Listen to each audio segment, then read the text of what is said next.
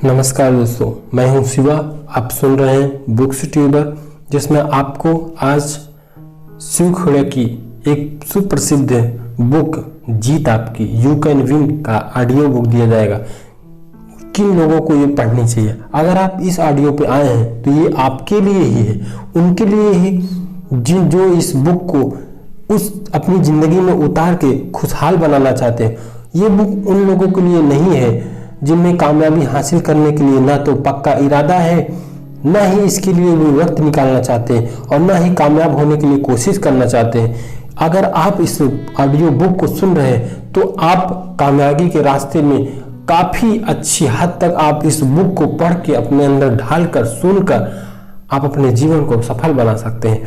क्योंकि दोस्त, जीतने वाले कोई अलग काम नहीं करते, वे हर काम अलग ढंग से करते हैं, ये बोलते हैं शिव खेड़ा जी। यह किताब किस किस्म की है, ये बात आप समझ लीजिए कि ये जो बुक है ना, एक लजीज खाना बनाने वाली रेसिपी की तरह है। जैसे आप कोई रेसिपी बनाते हैं, यानी कि अपने जीवन को कितना मसाला डालना, कितना हल्दी डालना, कितना तेल डालना, कितना क्या करना है, ये सारी चीज़ें डाल के अपने लाइफ में मतलब कि बहुत ही स्वादिष्ट खाना जैसे बनता है, वैसे ही अपनी जिंदगी बहुत ही स्वादिष्ट बना, यानी कि बहुत ही अच्छा बना सकते हैं।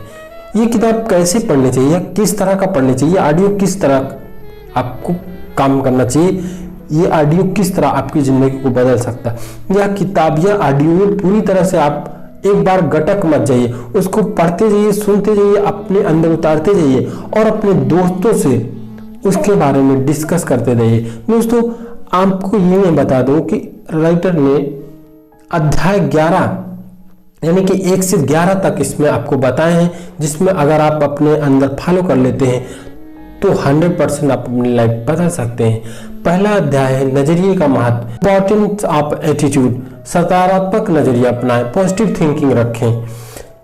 राइटर एक कहानी से इस बात को कहते हैं अपने जो नजरिए के महत्व को, कि एक आदमी मेले में गुब्बारे बेचकर गुजर बसर कर रहा था। उसके पास नीले, हरे, पीले कई तरह के गुब्बारे थे। जब भी मेले में उसकी बिक्री कम हो जाती तो हीलियम गैस का भरा हुआ गुब्बारा वो हवा में उड़ा देता, जिसको बच्चे देखकर अपने मम्मी पापा से बोलते कि हमको गुब्बारा लेना है। वो आतुर हो जाते और वो गुब्बारे वाले के पास आते, उसकी बिक्री बढ़ जाती। जब कभी भी ऐसा उसकी बिक्री कम होती, वो ऐसा ही तरीका अपनाता, गुब्बारे हवा में छोड़ देता और लोग आके वहाँ पे गुब्बारे खरीदने लगते, उसकी बिक्री बढ़ जाती। एक दिन ऐसा एहसास हुआ उसको कि कोई उसकी जैकेट पीछे से खींच रहा है। उसने पलट के देखा तो वहाँ पे एक बच्चा खड़ा था। बच्चे ने उससे पूछा, आदमी से पूछा, अगर आप हवा में किसी काले गुब्बारे को छोड़े तो क्या वह भी उड़ सकता है? बच्चे के इस सवाल ने गुब्बारे वाले के मन को छू लिया। बच्चे की ओर मुड़कर उसने जवाब दिया, बेटा, गुब्बारा अपने रंग की वजह से नहीं उड़ता, बल्कि उसके अंदर भरी चीज से वो उड़ता है। यानी कि आप ये मत सोचिए कि मैं इस तरह हूं तो मैं कुछ कर नहीं सकता। आपके अंदर कितनी चाह है, कितनी उसके प्रति कितना आप आत्मसमर्पण है, कितना आप पॉजिटिव थिंकिंग रखते हैं अपने लक्ष्य के बारे में। कितना भी बड़ा एग्जाम क्यों न हो, IAS, PCS, IIT, JEE कुछ भी है, इंसान ही करते हैं ना, तो आप भी कर सकते हैं। आप ये मत सोचिए कि मैं किस तरह हूँ, ये सोचिए कि मेरे अंदर कितनी भावना है उसके प्रति, कितना पॉजिटिव थिंकिंग रखते हैं अपने लक्ष्य के प्रति, आप निश्चित कर लेंगे। तो दोस्तों, ये वीडियो आपके लिए है, ये ऑडियो बुक आपके लिए है। आप बने रहिए अंत तक और सुनते रहिए बुक्स ट्यूबर। दोस्तों, हमारा नजरिया हमें कामयाबी जरूर दिलाता है, इसको हमको सोच के रखना चाहिए। अगर हम अच्छे नजरिए रखें, यानी कि हम तथ्यों और आंकड़ों की जानकारी की वजह से केवल 15% मौके गंवा देते हैं, लोग जिसको पता नहीं होता। जैसे आप कोई लक्ष्य हासिल करना चाह रहे हैं, उसके बारे में आप पूरा निचोड़ निकाल लीजिए कि हमको क्या करना है, किस तरह करना है। आपको IAS बनना है तो उसके बारे में आप पूरा निचोड़ निकाल लीजिए, उसके अलावा आपको कुछ नहीं दिखना चाहिए। दोस्तों, हमारा नजरिया हमारा कामयाबी जरूर दिलाता है। दोस्तों, इसको हम एक कहानी से समझ सकते हैं। अफ्रीका में एक किसान था जिसका नाम हाफिज था। वो बहुत संतुष्ट था, क्योंकि उसके पास काफी जमीन थी और अपना उसमें काम करता था। एक दिन एक आदमी उसके पास आया, बोला कि अगर तुम्हारे पास अंगूठी भर का एक हीरा हो ना तो तुम पूरे शहर को खरीद सकते हो, अगर मुट्ठी भर हो तो पूरे जो है संसार को खरीद सकते हो। वह अक्लमंद आदमी इतना कहकर चला गया और उस रात पूरे रात हाफिज को नींद नहीं है, और उसने सुबह ये निर्णय लिया कि खेत बेच के वो हीरा जरूर ढूंढने जाएगा। हीरे की तलाश में पूरा शहर, पूरा विश्व खोज डाला, लेकिन हीरा कहीं नहीं मिला।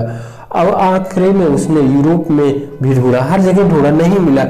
तो वो शारीरिक, मानसिक, आर्थिक रूप पूरी तरह से टूट गया और वह कहीं नदी में जाके जान दे दिया। और जिस व्यक्ति को अपना खेत बेचा था वो व्यक्ति उसमें काम करता रहा। एक दिन उसको एक चमकती हुई चीज खेत के बगल में पानी की नाली थी उसमें मिली और वो उसे ले जाके घर पर रख दिया। सूरज की किरण जब कभी भी आती वो चमकता। वो इंसान फिर आया जो उस आदमी को हीरे की अहमियत बताई थी। वो देखा कि ये तो घर में हीरा रखा है, तो वो बोलता है कि हाफिज आ गया क्या हीरा लेके।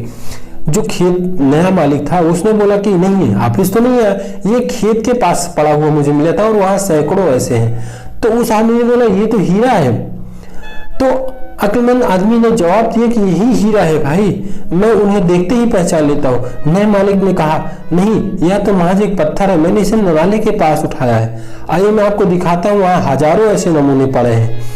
तो उसको जांचने परखने के बाद वो सचमुच में हीरा निकले। तो दोस्तों आपके पास हीरा है, आप जहां हैं वहीं पे हीरा है, यानी आप अपने आप को अच्छा बना सकते हैं, जहां है वहीं बना सकते हैं। बस अपने आप को तलाशी, अपने आप को सोचिए। दूसरे की खेत में जाने से अच्छा है कि अपने पास में, यानी कि अपने पास क्या क्या है उसी उपकरण में आप ये मत सोचिए कि हमारे पास ये चीजें नहीं, मैं ये नहीं कर सकता।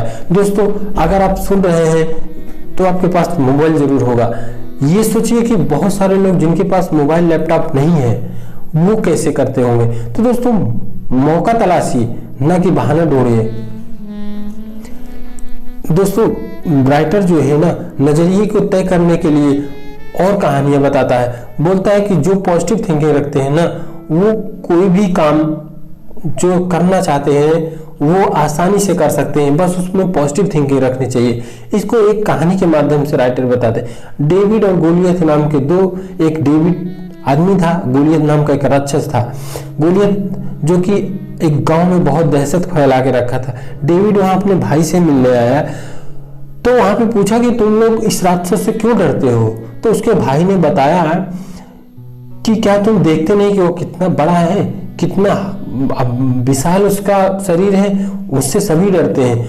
तो डेविड ने बताया कि आप उसमें पॉजिटिव थिंकिंग सोचो कि अगर वो बड़ा है तो इसको आसानी से मारा जा सकता है, बल्कि डरने की कोई बात नहीं। अगर आप एक पत्थर उठा के मारेंगे तो निशाना चूकने वाला नहीं है। दोस्तों गांव वालों ने यही तरीका अपनाया और उसको पत्थर से, गुलेल से सब लोग मिलके, डेविड भी सब लोग मिलके इसको मार दिए। तो हम नाकामयाबी को कैसे देखते हैं या हमारे नजरिए से तय होता है। पॉजिटिव थिंकिंग वाले आदमी जो है ना वो नजरिए को कामयाब रखते हैं और उसी को, पॉजिटिव थिंकिंग को ही सीढ़ी बना लेते हैं और उसी से ही जो है आसानी से अपने लक्ष्य को पा जाते हैं। थिंक एंड ग्रो रिच एक बुक है, सोचिए और अमीर बनिए, नेपोलियन हिल की।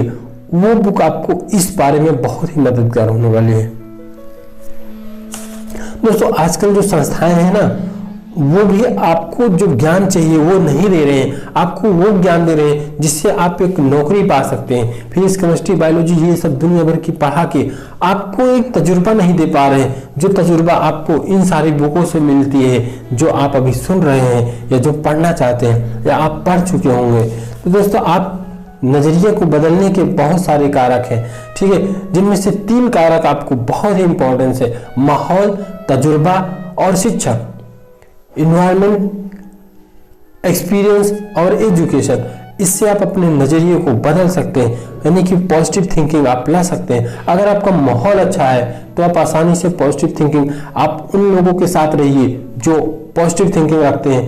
दोस्तों आपको पता है धीरू भाई अंबानी जो है ना वो बहुत गरीब आदमी थे, उनके पास पैसे नहीं रहा करते थे, फिर भी वो बड़े बड़े होटलों में चाय पीने जाते थे क्योंकि उनको माहौल लेना था। वहाँ चाय पीने नहीं जाते थे, वो बड़े बड़े लोगों से मिलते थे वहाँ पे वो बिजनेसमैन की बातें सुनते थे, चाय पीने के बहाने वहाँ पे माहौल अपना देखने जाते थे कि लोग बड़े बड़े कैसे होते हैं, किस तरह की बातें करते हैं। तो उस तरह का माहौल आप रखिए। जिस तरह के लोग अच्छे हैं उनसे आप मतलब रखिए, बुरे लोगों से मतलब मत रखिए, अच्छाइयों का साथ करिए, बुराइयों का नहीं। आप अपने माहौल को अपने घर, स्कूल, काम, जो मीडिया है उसमें अच्छाइयाँ ढूंढ के आप माहौल अच्छी तरह से अपने बना सकते हैं।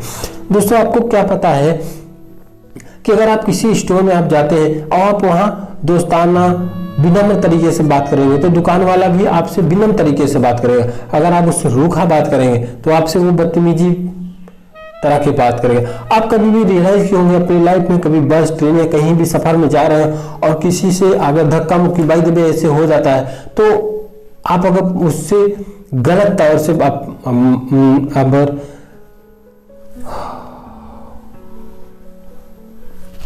अगर आप गलत तरीके से उससे बर्ताव करेंगे तो वो भी आपसे गलत तरीके से ही बर्ताव करेगा। अगर आप स्टार्टिंग पे ही जाके अगर प्रेम भावना से आप उससे बात करते हैं तो वो भी आपसे प्रेम भावना से ही बात करेगा। तो दोस्तों दूसरा है एक्सपीरियंस। आप तजुर्बा अपना कैसे एक्सपीरियंस, आप कितने लोगों को जो महान बनाया है वो तजुर्बा ही है जो इंसान का महान बनाता है।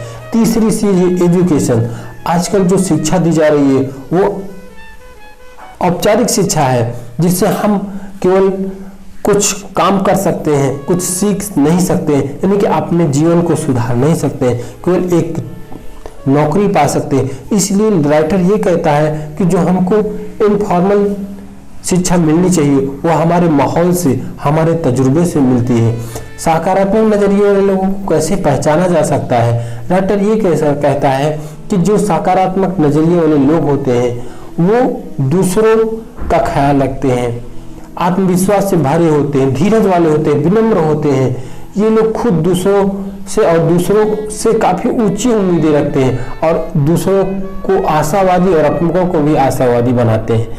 सकारात्मक नजरिए के कई फायदे हैं। शख्सियत उनकी खुशनुमा हो जाती है, जोश पैदा रहता है, जिंदगी में आनंद बढ़ जाता है, आपके अगल बगल लोग प्रेरणा मिलती है, यानी कि जितने भी लोग हैं उत्पादकता बढ़ जाती है और टीम की भावना होती है, समस्याएं हल हो जाती है, गुणवत्ता बढ़ जाती है, माहौल आपके मुताबिक हो जाता है, वफादारी बढ़ती है, लाभ ज्यादा मिलता है, मालिक कर्मचारी ग्राहक के बीच अच्छा संबंध रहता है, तनाव कम रहता है।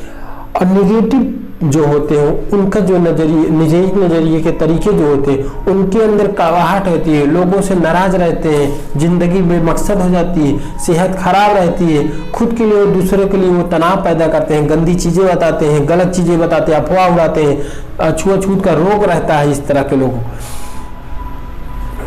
फिर भी ये लोग अपने नजरिए को नहीं बदलते। और सकारात्मक नजरिया कैसे विकसित करें? दोस्तों अगर आप किसी भी व्यक्ति के पास नकारात्मक नजरिया है या आपके अंदर कुछ नकारात्मक नजरिया है तो उसको सकारात्मक तरीके में बदल सकते हैं। उसको अध्याय 2 में हम लोग देखते हैं। तो अध्याय 2 में यही चैप्टर है कि सकारात्मक नजरिए को कैसे विकसित करें, हाउ डेवलप पॉजिटिव थिंकिंग। हमारे सामने मौजूद किसी भी तथ्य से ज्यादा महत्वपूर्ण उस तथ्य के बारे में हमारा नजरिया होता है, क्योंकि हमारी सफलता या असफलता उसी से तय होती है। नॉर्मन विल्सन पीले कहते हैं क्योंकि बचपन में नजरिया जो हम अपनाते हैं वो हमें उम्र भर लेके आता है, लेकिन जरूरी नहीं है कि वो हमारे मरते दम तक रहे। पैदाइशी चीजें जरूरी नहीं है कि मरते दम तक रहे, उसको हम बदल भी सकते हैं। वाकई आप ये चीजें विश्वास रखिए कि आप बदलने लायक है तो बदल सकते हैं, यकीनन सकारात्मक नजरिया बदल सकते हैं। और सकारात्मक नजरिया बदलने के लिए ये रुख अपनाएं जो राइटर बताए हैं। सकारात्मक नजरिया बनाने के वसूलों को वाकिफ होना चाहिए, सकारात्मक नजरिया बनाने के काम की इच्छा पैदा करनी चाहिए, वसूलों को अमल में लाने के लिए अनुशासित तथा निष्ठा, डेडिकेशन होना चाहिए, डिसिप्लिन होना चाहिए। आप ये कुछ लोग ये सोचते हैं कि हमारी तकदीर ऐसी है, हमारे माँ बाप या आपके दोस्त या मेरी आर्थिक स्थिति या सरकार, यानी कि पूरी दुनिया को जिम्मेदारी ठहराते हैं कि मैं ये नहीं कर सकता। यही है पॉजिटिव थिंकिंग।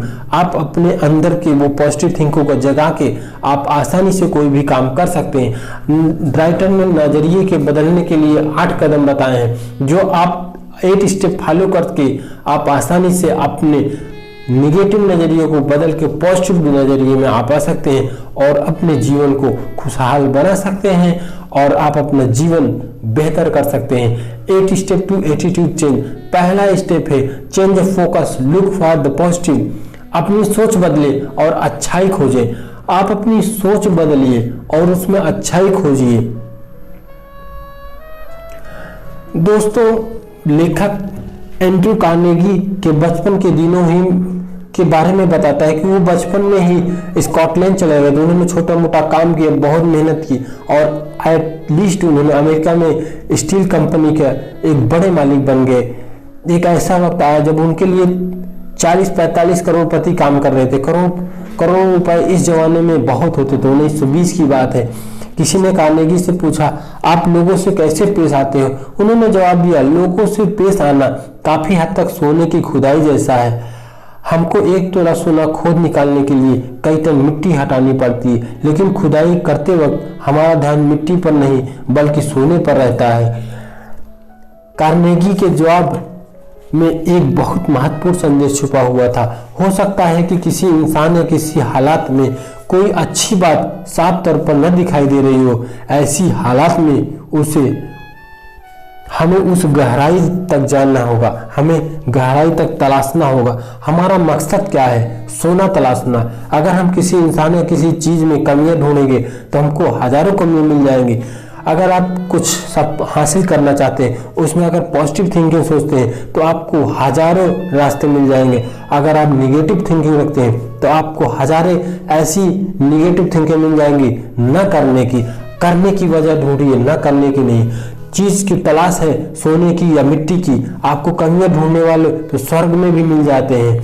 अधिकतर लोगों को वही मिलता है जिनकी उन्हें तलाश होती है। तो आप किस चीज की तलाश करना चाह रहे हैं? पॉजिटिव थिंकिंग रख के आप सब चीज पा सकते हैं। निगेटिव थिंक को बदल के आप पॉजिटिव थिंकिंग में ला सकते हैं। कुछ लोग हमेशा नकारात्मक पहलू ही देखते हैं, उसमें पॉजिटिव थिंकिंग नहीं देखते हैं। दोस्तों, इसको राइटर ने एक कहानी के माध्यम से बताया है। एक शिकारी ने चिड़ियों को पकड़ने वाला एक अद्भुत कुत्ता खरीदा। वह कुत्ता पानी पर चल सकता था। शिकारी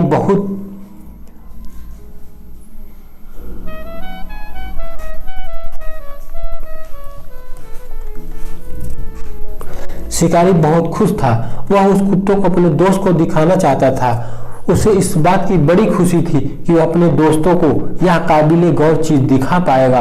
उसने अपने दोस्त को बतख का शिकार देखने के लिए बुलाया। कुछ देर में उन्होंने कई बतखों को बंदूक से मार गिराया। उसके बाद उस आदमी ने कुत्ते को उन चिड़ियों को लाने का हुक्म दिया। कुत्ता चिड़ियों को लाने के लिए दौड़ पड़ा और उस आदमी की उम्मीद थी और दोस्त कुत्ते के बारे में कुछ कहेगा। वो सारी चिड़ियों को उठा लाया और वो सोचा कि मेरा दोस्त कुछ कहेगा कुत्ते के बारे में, कुछ अच्छी चीजें बताएगा, लेकिन उसका दोस्त कुछ नहीं बोला। घर लौटते समय उसने अपने दोस्त से पूछा, क्या उसने कुत्ते में कोई खास चीज देखी है? तो दोस्त ने जवाब दिया, हाँ, मैंने उसमें एक खास बात यह देखी, तुम्हारा कुत्ता तैर नहीं सकता। तो दोस्तों, अगर निगेटिव चीजें सोचने वाले हजारों निगेटिव चीजें आपको दिखा सकते हैं। पॉजिटिव चीज अगर सोचनी है तो आपको हजारों तरीके मिल जाएंगे जिससे आप अपने लक्ष्य को पा सकते हैं। जब चर्चा करने के लिए उनके पास कोई तकलीफ नहीं होती तो वे नाखुश हो जाते हैं। कुछ लोग जो नकारात्मक लोग होते हैं ना, वो ऐसे होते हैं। जो निराशावादी लोग होते हैं वे जिंदगी के आईने में हमेशा दरारें तराशते हैं, अपनी जिंदगी को नहीं तराशते। हमेशा बत्ती बुझाकर देखना चाहते हैं कि अंधेरा कितना है, वो रोशनी को नहीं तलाशते हैं। उन्हें चांद में केवल धब्बे ही दिखाई देते हैं, वो चांद की जो है अच्छाइयां नहीं खोजते हैं। वे मानते हैं कि सूरज केवल परछाइयां पैदा करने के लिए चमकता है। वो नहीं सोचते हैं कि सूरज हमें रास्ता दिखाता है। वे सहूलियतों को भूलकर केवल अपनी दिक्कतें गिनाते हैं कि हमको ये दिक्कत ही नहीं, मैं सक्सेस हो जाता, ये था नहीं, मैं सफल हो जाता। वो हजारों गलतियां गिना देते हैं, हजारों नुक्से निकाल लेते हैं नाकामयाब होने के लिए। लेकिन जो आशावादी होते हैं ना, वो हजारों चीज गिना देंगे आपको सक्सेस होने के लिए। एक चीज नहीं, हजारों की नहीं, ये इसलिए ये करना चाह रहा था इसलिए मैं किया। तो दोस्तों, बी एन ऑप्टिमिस्टिक, आशावादी बनिए। राइटर कहते हैं बीते दिनों की गलतियों को भूल जाइए, आप आज के समय को जिए और जाने वाले समय को आप आसानी से भूल सकते हैं। कामयाबी हासिल करने के लिए आगे बढ़ें, हर आदमी का मुस्कुराकर स्वागत करें, अपने को बेहतर बनाने में इतना वक्त लगाएं कि दूसरों की आलोचना करने के लिए हमारे पास वक्त ही ना बचे। दोस्तों, राइटर दूसरा कदम कहता है, हर काम फौरन करने की आदत डालें, टाल मटोल न करें, उसको तुरंत डालें। वह चांदनी रातों में सोया, उसने सुनहरी धूप का मजा लिया, कुछ करने की तैयारी में जिंदगी गुजार कर वह गुजर गया कुछ न हार कर। जेम्स अल्वरी कहते हैं। तो दोस्तों, अगर आप जिंदगी में सोचते हैं कि कल करेंगे, परसों करेंगे, तो ऐसे सालों साल बीत जाते हैं और दसियों साल बीत जाएंगे, फिर भी आप नहीं कर पाएंगे। तो अभी से, आज से जो करना चाहते हैं उसमें लग जाइए और वो काम करते रहिए, निश्चित आप एक दिन सफल जरूर होंगे। जिसके लिए मुझे, अगर आप कुछ टाल मटोल करते हैं तो उससे आप अपने लक्ष्य से भटक जाएंगे कुछ दिन बाद। अगर हम सकारात्मक नजरिया बनाने और कायम रखना चाहते हैं तो आज में जीने और हर काम को तुरंत करने की आदत जाननी होगी। दोस्तों, कुछ लोग ये कहते हैं कि जब मैं बड़ा हो जाऊंगा तो मैं ये करूंगा जिससे मुझे खुशियां मिलेगी। जब वह बड़ा हो जाता है तो वो कहता है कि मैं खुशियां पाने के लिए फला काम कॉलेज में करूंगा। कॉलेज समाप्त हो जाता है, कॉलेज की पढ़ाई खत्म हो जाती है तो वो कहता है कि जब मैं नौकरी पा जाऊंगा तब मैं खुश होऊंगा। पहली नौकरी मिलने के बाद वह कहता है कि उसे खुशियां शादी होने के बाद मिलेगी। शादी होने के बाद वो कहता है कि खुशियां तब मिलेगी जब उसके बच्चे स्कूल जाने लगेंगे। बच्चे स्कूल जाते हैं, पढ़ाई करते हैं, फिर वो रिटायर हो जाता है। रिटायर होने के बाद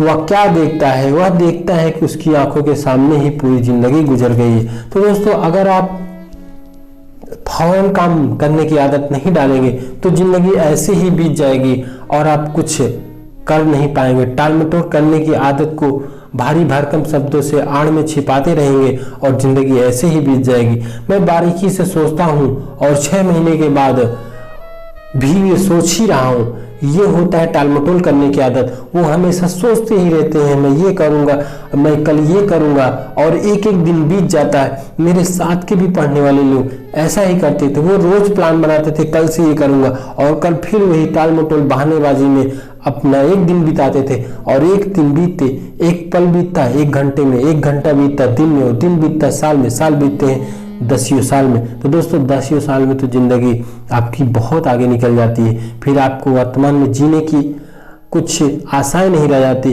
फिर आपके पास वो समय नहीं मिल पाता है। तो दोस्तों, वर्तमान में जिए। जिंदगी कोई ड्रेस रिहर्सल नहीं है कि आप ड्रेस पहने रिहर्सल करने के। हम किसी भी दर्शन यानी फिलॉसफी में विश्वास करते हो, पर हमें जिंदगी का खेल खेलने का मौका केवल एक ही बार मिलता है। दांव पर इतनी कीमती चीजें लगी होती हैं कि आप जिंदगी यूं ही बर्बाद नहीं कर सकते। दांव पर आने वाली पीढ़ियों का भविष्य लगा होता है। हम कहाँ हैं और किस दौर में हैं? जवाब है कि इसी दौर में हैं और यही हैं। इसलिए हम आज को बेहतर बनाएं और इसका भरपूर आनंद लें। इसका यह मतलब नहीं है कि हमें भविष्य में कोई योजना नहीं बनानी चाहिए, बल्कि पैगाम यह है कि हमें आगे की योजना बनाने की जरूरत है। और अगर हम अपने आज का भरपूर इस्तेमाल खुशहाली के लिए कर रहे हैं तो हम खुद ब खुद आने वाले बेहतर कल के लिए बीज बो रहे हैं। क्या हम मानते हैं अगर हम अपने नजरियों को सकारात्मक बनाना चाहते हैं तो टाल मटोल की आदतें और तुरंत काम करो। टाल मटोल की आदत को छोड़ो और तुरंत काम करो और उसको अमल में लाओ और उसको सीखो। जिंदगी में सबसे दुख भरे शब्द होते हैं, ऐसा हो सकता था। जब आप कुछ दिन हो जाएगा तो आप ये बात सोचेंगे, जब टाल मटोल करके 2-4 साल बिता देंगे तो आप सोचेंगे कि ऐसा हो सकता था, मुझे ऐसा करना चाहिए था, तब मैं सक्सेस होता, मैं यह कर सकता था, काश मैं ऐसा किया होता, अगर मैं थोड़ी और कोशिश करता तो यह काम हो सकता था। जो काम आज कर सकते हैं उसे कभी कल पर न टालें। तो दोस्तों, राइटर यही कहता है कि टाल मटोल करने की आदत को छोड़िए। अभी से, आज से ये सोचिए कि मैं आज से अभी से करूंगा। आप कितने बजे भी ऑडियो सुन रहे हैं, आप तभी से ही आप लग जाइए अपने काम में और अपनी जिंदगी को सफल बनाइए। तीसरा कदम है एहसान मानने का नजरिया। दोस्तों, इंसान पॉजिटिव थिंकिंग वही रखता है जो आपका कभी मदद किया हो और उसकी एहसान आप मान लें। एहसान मानने के नजरिए को बदलने के लिए आपको राइटर के ये नमूना पेश करना होगा कि जैसे आप कभी भी ये बात सोचते हो कि मैं कभी कोई काम कर रहा था। दोस्तों, एक आदमी कहता है ना कि अगर कोई अच्छाई करता है तो उसको रेत पे लिखना चाहिए। इसको मैं एक कहानी के माध्यम से आपको बताना चाहता हूँ। दो भाई थे, समुद्र के किनारे टहल लेते और भाई ने कुछ काम गलती किया, छोटे वाले ने, बड़े वाले ने उसको थप्पड़ से मार दिया। वो बात उसको रेत पे लिख के घर चले गए। अगले दिन छोटा भाई पानी में तैर रहा था और वो डूबने लगा तो बड़ा भाई उसको बचा लिया, तो उस बात को उसने पत्थर पे जाके लिख दिया। पिछले दिन वो मिट्टी पे लिखा था, रेत पे लिखा था। तो बड़े भाई ने छोटे भाई से पूछा कि ऐसा तुमने क्यों किया? कल तुमने रेत पे लिखा और आज पत्थर पे लिखा। तो छोटा भाई बोलता है कि कोई अगर गलत काम किया है तो आपके साथ, तो उसको आप रेत पे लिखिए और वो मिट जाएगा। लेकिन अगर कोई आपके साथ एहसान किया है तो आप उसको पत्थर पे लिखिए ताकि हमेशा जिंदगी भर याद रखे। तो दोस्तों, एहसान करने वाला को मानना चाहिए। राइटर तीसरे अध्याय में तीसरे स्टेप में ये कहते हैं, 4 स्टेप में कहते हैं गेट इनटू ए कंटिन्यू एजुकेशन प्रोग्राम, मतलब अपने ज्ञान को हासिल करने के लिए लगातार कार्यक्रम बनाइए। एक ऐसा कार्यक्रम बनाइए जो हमेशा ज्ञान आपको मिलता रहे। ये नहीं कि 10 दिन पढ़ लिए 20 दिन गायब, पूरा महीना गायब। आप 2 घंटे 4 घंटे पढ़िए, लेकिन कंसिस्टेंसी बना के रखिए। तीसरे कदम में राइटर कहता है कि हमें ज्यादा अक्षर शिक्षा की जरूरत नहीं है, बल्कि चरित्र बनाने वाली शिक्षा की जरूरत है। नैतिक स्तर पर शिक्षा आदमी को जिंदगी की तुलना में ज्यादा कामयाब बनाती है, ज्यादा तरक्की देती है, जिससे ज्यादा अच्छी शिक्षा मिली हो, पर जिसके पास नैतिक की पूंजी बिल्कुल ना हो। यानी कि राइटर का कहने का मतलब ये है कि ऐसी शिक्षा लीजिए जिससे आपका चरित्र बने, न कि पूंजी बने। पूंजी बन जाएगी, चरित्र अच्छा नहीं रहेगा तो पूंजी कभी भी खो सकते हैं। नैतिकता विहीन शिक्षा जो होती है वो आजकल दी जा रही है, जिसका वैल्यू केवल आपको चरित्र बनाने के लिए नहीं, पूंजी बनाने के लिए किया जाता है। इस समय जो शिक्षा का क्रेज चल रहा है वो जो है केवल आपको पूंजी बनाने के लिए जिया जा रहा है, न कि चरित्र बनाने के लिए। राइटर इसको एक कहानी के माध्यम से कहते हैं कि एक आदमी समोसे बेच रहा था और उसका लड़का कहीं बाहर ग्रेजुएशन कर रहा था, पढ़ रहा था, तो उसकी दुकान बहुत अच्छी साख से चल रही थी। वो जितना समोसे बनाता था वो उसकी बिक्री लगातार हो जाती थी और लगातार बढ़ती ही जा रही थी, तो वो ज्यादा आलू खरीदने लगा। उसका लड़का BA डिग्री करके कहीं से आया और वो बोला कि पिताजी, अजीबोगरीब घटना घटने वाली है और अब हमको समोसे की बिक्री कम होने वाली है, इसलिए उसको कम बनाना पड़ेगा। तो पिताजी ने सोचा कि लड़का हमारा पढ़ के आया है, न्यूज देखता है, पेपर पढ़ता है, सही कह रहा होगा। तो उस आदमी ने बेटे की बात मान ली और जो है दूसरे दिन से आलू कम खरीदना कर दिया और समोसे कम बनाना कर दिया, जिससे उसका साइन बोर्ड नीचे उतर गया और लोग कम आने लगे, क्योंकि उसने क्वालिटी कम कर दी थी, क्वांटिटी कम कर दी थी, तो उसकी बिक्री जाहिर सी बात है कम होगी और करते करते उसकी दुकान टूट गई। तो दोस्तों, हम लोग मंदी के दौर से गुजर रहे हैं, तुम सही कह रहे हो, ये कहता है उसका पिता, और ये नहीं सोचता है कि हमने उसकी क्वालिटी क्वांटिटी दोनों कम कर दी, जिससे आदमी आना बंद हो गए। तो आजकल जो शिक्षा मिल रही है ऐसी ही मिल रही है, जो कि आप अपने जीवन में उतार कर उसको कुछ सीख नहीं सकते हैं। अगर आप सोचते हैं कि ज्ञान पाना महंगा है तो अज्ञानी बन के देखो। अगर आप अज्ञानी बन जाएंगे, डेरेक बॉक कहते हैं कि आप अज्ञानी बन जाएंगे तो आपको ज्ञान बहुत आसानी से मिल जाएगा।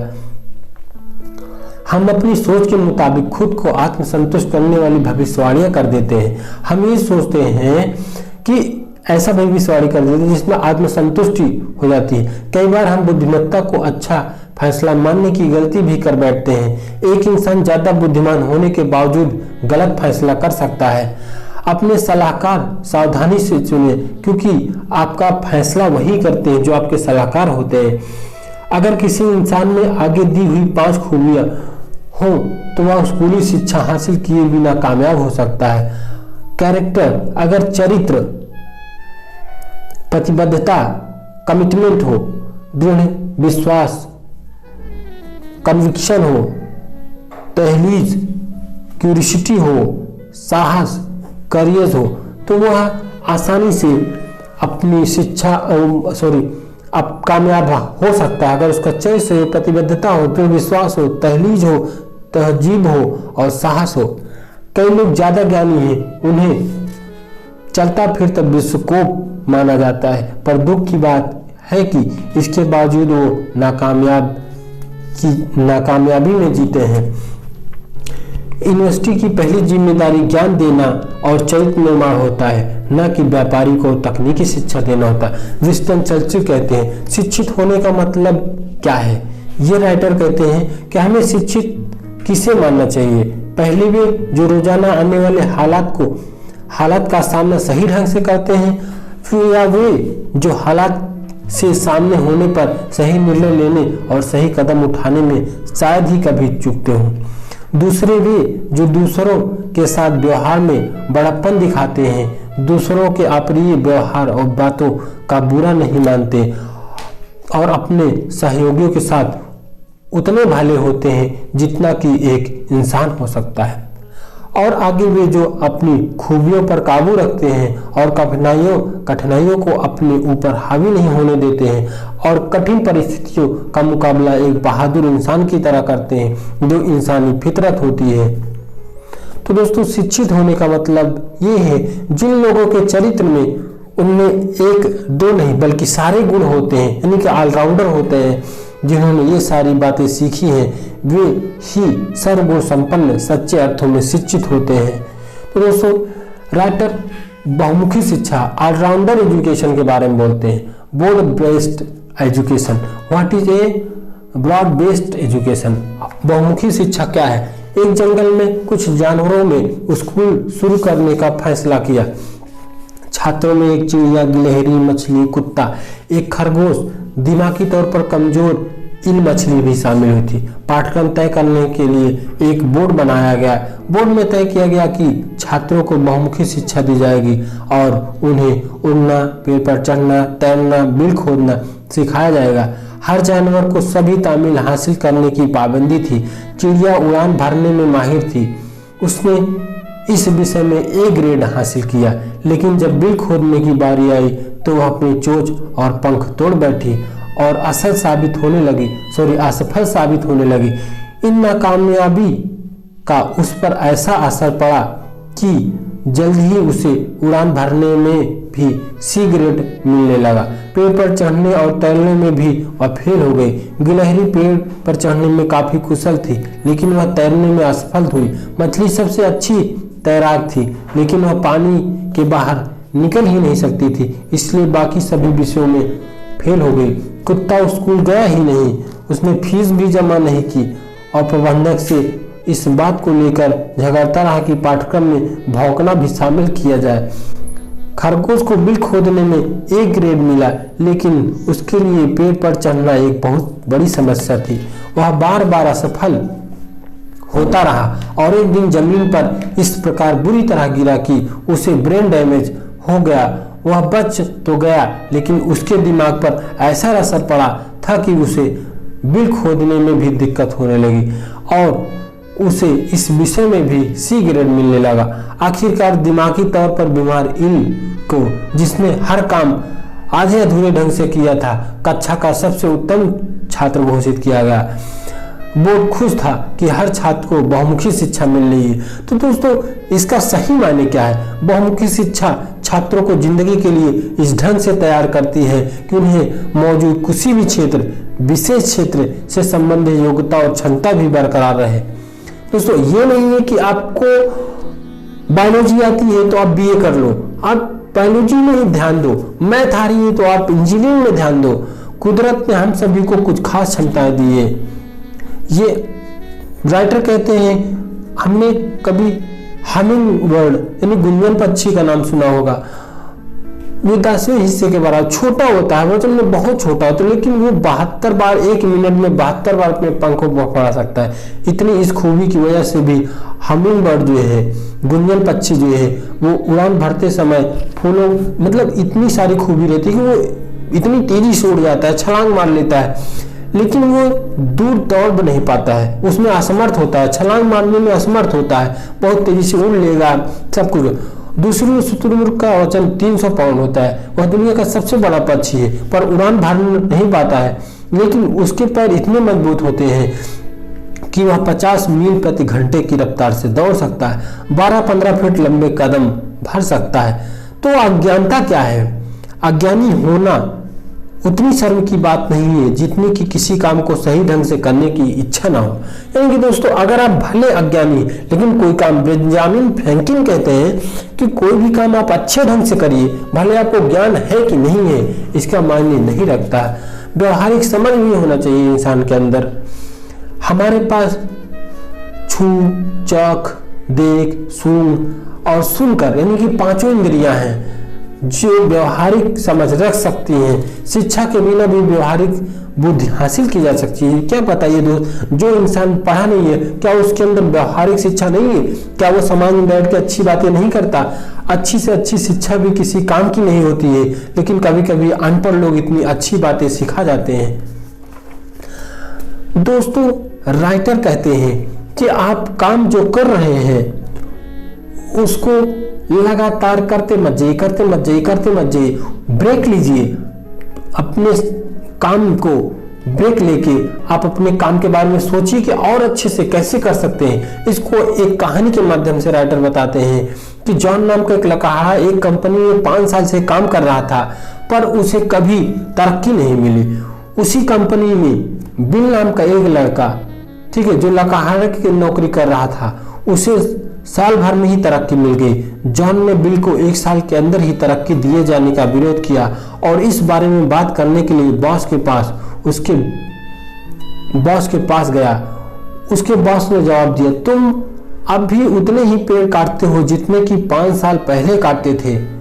ये कहता है जॉन से, हमारी कंपनी के नतीजे को देखा जाता है। अगर तुम अधिक पेड़ काटोगे लोगे तो हमें तुम्हारा वेतन बढ़ाकर खुशी होगी।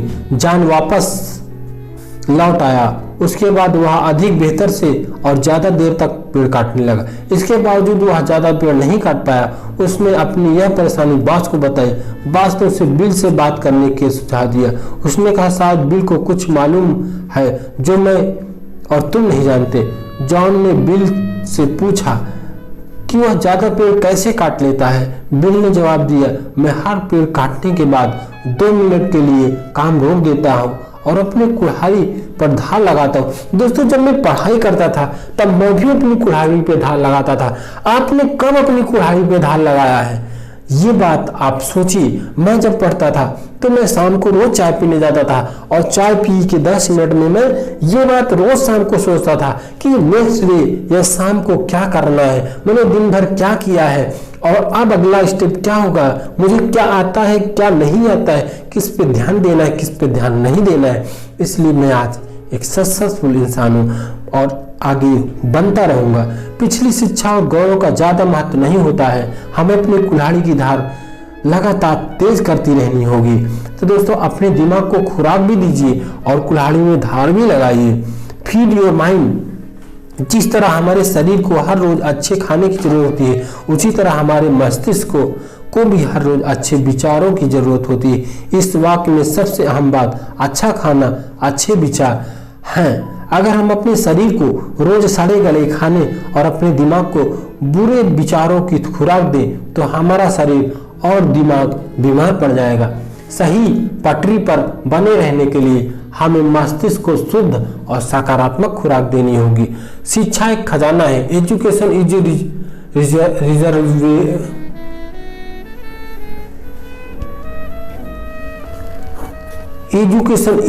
रिजर्वियर।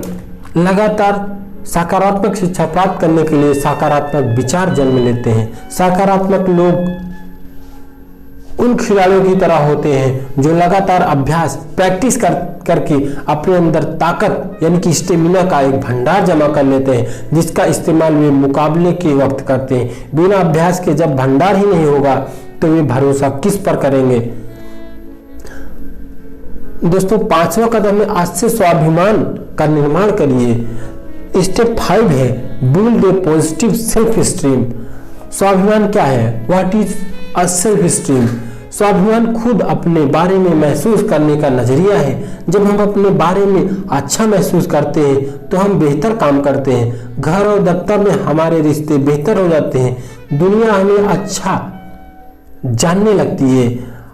इसकी वजह हो सकता है वह यह कि हमारी भावनाओं और व्यवहार में सीधा रिश्ता होता है, क्योंकि हम किसी चीज या बात के बारे में जैसा महसूस करेंगे वैसा ही उसके प्रति व्यवहार करेंगे। स्वाभिमान कैसे विकसित करें? How do we build positive self esteem? यानी कि हम अच्छा स्वाभिमान जल्दी बनाना चाहते हैं तो इसका सबसे अच्छा तरीका यह है कि हम कुछ काम ऐसे लोगों की मदद के लिए करें जो उसका बदला न तो पैसा हो न कुछ काम ही देकर चुका है। यानी कि हमको वो काम करना है जिससे हमें खुशी मिले, न कि कोई पैसा। कुछ साल पहले मैंने राइटर कहता है कि वो कैदियों से मिला और उसमें से बड़ी कहानी है, मैं छोटा बताना चाह रहा हूँ आपको। उसमें से एक कैदी जो है कि वो बाइबल पढ़ता है, वो लास्ट में क्या सीखता है ये राइटर बोलते हैं कि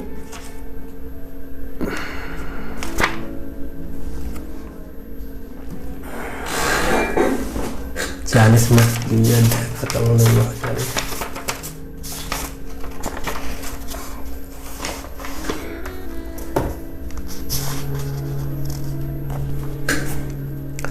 एक आदमी अपनी नई कार धो रहा था, तभी उसके पड़ोसी ने पूछा, आपने यह कार कब खरीदी? उस आदमी ने जवाब दिया, इसे मेरे भाई ने दिया है। पड़ोसी ने कहा, काश मेरे पास भी ऐसी कार होती।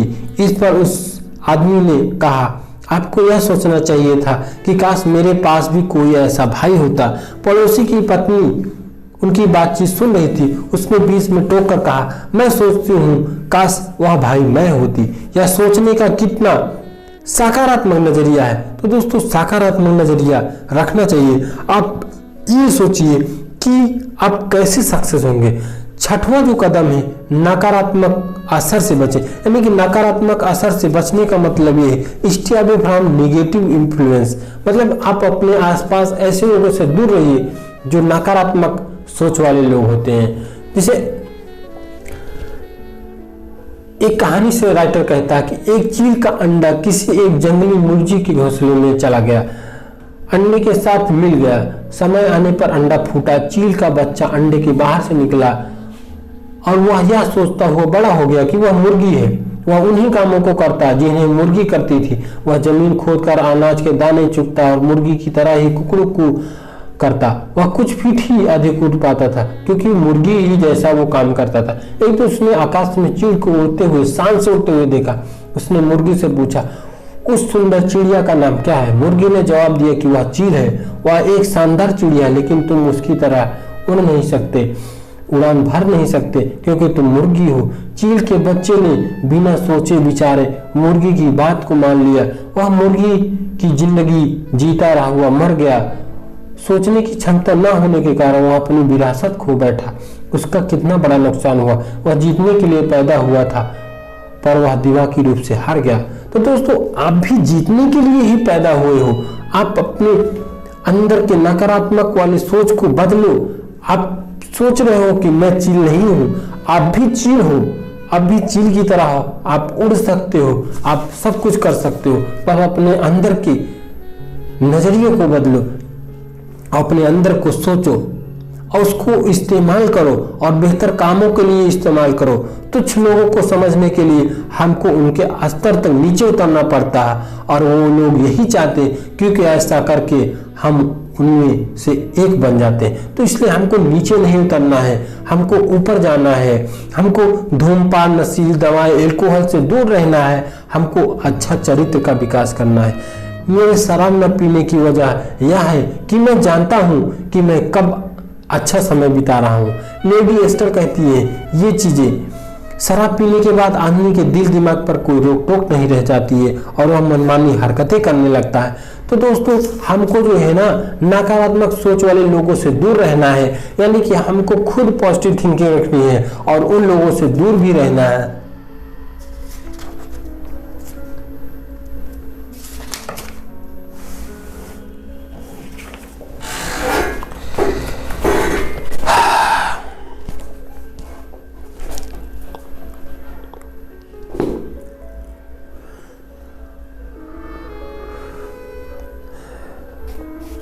दोस्तों राइटर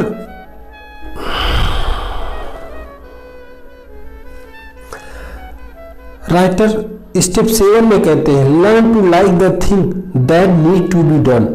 मतलब जरूरी कामों को पसंद करने की आदत डालें, जो जरूरी है उससे शुरू करें, फिर जो मुमकिन है वह करें और आप अचानक पाएंगे कि आप नामुमकिन काम भी करने लगे हैं।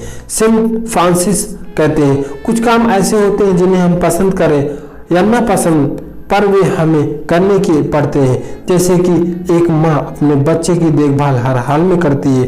कोई जरूरी नहीं है कि उसमें उसे हमेशा खुशी मिलती हो, बल्कि कई बार तो यह तकलीफदेह होता है, लेकिन हम ऐसी जरूरी कामों को करना सीख लें तो फिर नामुमकिन भी मुमकिन बन जाता है। 8वां कदम ये है कि अपने दिन की शुरुआत अच्छे काम से करें, यानी कि गुड मॉर्निंग करें। जब भी आप सुबह उठते हैं, सुबह के वक्त सबसे पहले कोई अच्छी चीज़ पढ़ें, कोई अच्छी चीज़ सुने, अपने आप को एक्सरसाइज करें, मेडिटेशन करें। रात में अच्छी तरह सोने के बाद हमारा तनाव दूर हो चुका होता है और सुबह हमारा अचेतन मन किसी बात को बड़ा आसानी से कबूल कर लेता है, जिससे दिन भर के लिए एक लय बनी रहती है और हमारी दिमागी सोच का ताना बाना सही रूप ले लेती है, जिससे हमारा पूरा दिन अच्छा बन जाता है। खुद में बदलाव लाने के लिए हमें सोचे समझे ढंग से कोशिश करनी होगी और पूरे संकल्प के साथ अच्छे विचार और व्यवहार को अपनी जिंदगी का हिस्सा बनाना होगा। सकारात्मक विचार और व्यवहार को अपनाने का अभ्यास रोज करें और इसे तब तक जारी रखें जब तक यह आदत न बन जाए। हार्वर्ड विश्वविद्यालय के विलियम जेम्स का कहना है, अगर आपको अपनी जिंदगी बदलनी है तो उसकी शुरुआत फौरन करें। अगर आप तब तक बताए जा चुके 8 तरीकों पर अमल करें तो विजेता बन सकते हैं। तो दोस्तों 8 स्टेप का आप अमल करिए और आप जरूर सक्सेस हो जाएंगे। जीतने वाले और हारने वाले के बारे में राइटर कुछ लाइन लिखते हैं कि जीतने वाला हमेशा समाधान का हिस्सा होता है, हारने वाला हमेशा समस्या ही का हिस्सा होता है। जीतने वाले के पास हमेशा कोई न कोई कार्यक्रम होता है, हारने वाले के पास हमेशा कोई न कोई बहाना होता है। जीतने वाला कहता है मैं आपके लिए यह काम कर दूंगा, हारने वाला कहता है यह मेरा काम नहीं है, वह कहता है उसका काम। यानी कि आप कभी भी सोच देखे होंगे कि जो हारने वाला होता है वो टाल मटोल करता है, ये मेरा काम नहीं, ये मेरा काम नहीं है, लेकिन जो जीतने वाला होता है वो कहता है कि ये मैं काम कर दूंगा। जीतने वाले के पास हर समस्या का कोई ना कोई हल होता है, हारने वाले के पास समस्या है हर समाधान के लिए, मतलब समस्या ही है और कुछ नहीं है उसके पास। जीतने वाला कहता है मुमकिन होने के बावजूद यह काम किया जा सकता है, हारने वाला कहता है इस काम को किया जा सकता है पर यह बहुत मुश्किल है। कोई गलती करने पर जीतने वाला कहता है मैं गलत था, हारने वाले से कोई गलती होती है तो वह कहता है इसमें मेरी कोई गलती नहीं है। जीतने वाला वचनबद्ध होता है, हारने वाला खोखले वादे वाला होता है। जीतने वालों के आंखों में कामयाबी के सपने होते हैं, हारने वाले के पास खोखली योजनाएं होती हैं। जीतने वाला कहता है मुझे कुछ करना है, हारने वाला कहता है कुछ होना चाहिए। जीतने वाला टीम का हिस्सा होता है, हारने वाला टीम के हिस्से हो करते हैं। जीतने वाला लाभ को देखता है, हारने वाला तकलीफ को देखता है। जीतने वाला संभावनाओं को देखता है, हारने वाले समस्याओं को देखते हैं। जीतने वाला आने वाले कल को देखता है, हारने वाला बीते हुए कल को देखता है कि यार ये ऐसा हो गया मैं अब कैसे कर सकता हूँ, मेरे साथ ये हो गया मैं ऐसा नहीं कर सकता। जीतने वाला जो भी बात हुई है उसको भूल जाता है, आगे अच्छा करना है वो देखता है। जीतने वाला स्थिर स्वभाव वाले तपस्थाई यानी कि थर्मामीटर के जैसा होता है, हारने वाला तापमापी जैसा होता है। जीतने वाला सोच कर बोलता है और हारने वाला बोल कर सोचता है कि यार ये मैंने गलत बोल दिया। जीतने वाला विनम्र शब्दों में कड़े तर्क पेश करता है, हारने वाला कड़े शब्द में कमजोर तर्क पेश करता है। तो दोस्तों नजरिए को इस तरह आप आसानी से विकसित कर सकते हैं, पॉजिटिव थिंकिंग आप आसानी से ला सकते हैं। आप 8 स्टेप को लिख के आप उस पर आप अमल करिए, 8 स्टेप को लिखिए और अपने विचार में सोचिए, अपने ध्यान में सोचिए कि मैं ये ऐसे इसको चेंज कर सकता हूँ। उसको अपने खुद प्रैक्टिकली लाइफ में आप इस्तेमाल करके आप खुश कर सकते हैं। अध्याय 3 जीत हासिल करने के तरीके। दोस्तों डॉक्टर सैमुअल एप्स्टीन कहते हैं, बड़ी सफलताएं हासिल करने वाले लोग अपना वक्त व्यर्थ जटिल किस्म के या विनाशकारी विचारों में उलझकर नष्ट नहीं करते। वे रचनात्मक ढंग से सोचते हैं और उन्हें मालूम होता है कि उनके सोचने का तरीका ही उनकी कामयाबी के तय करेगा। दोस्तों इसको राइटर एक कहानी के माध्यम से समझाते हैं। एक पुजारी कार से कहीं जा रहा था। रास्ते में उसने एक बहुत ही सुंदर खेत देखा। वह कार रोककर बाहर आया और एक खेत के किनारे खड़ा होकर उसमें लहलहाती हुई फसल की तारीफ करने लगा। उस खेत का मालिक ट्रैक्टर चला रहा था।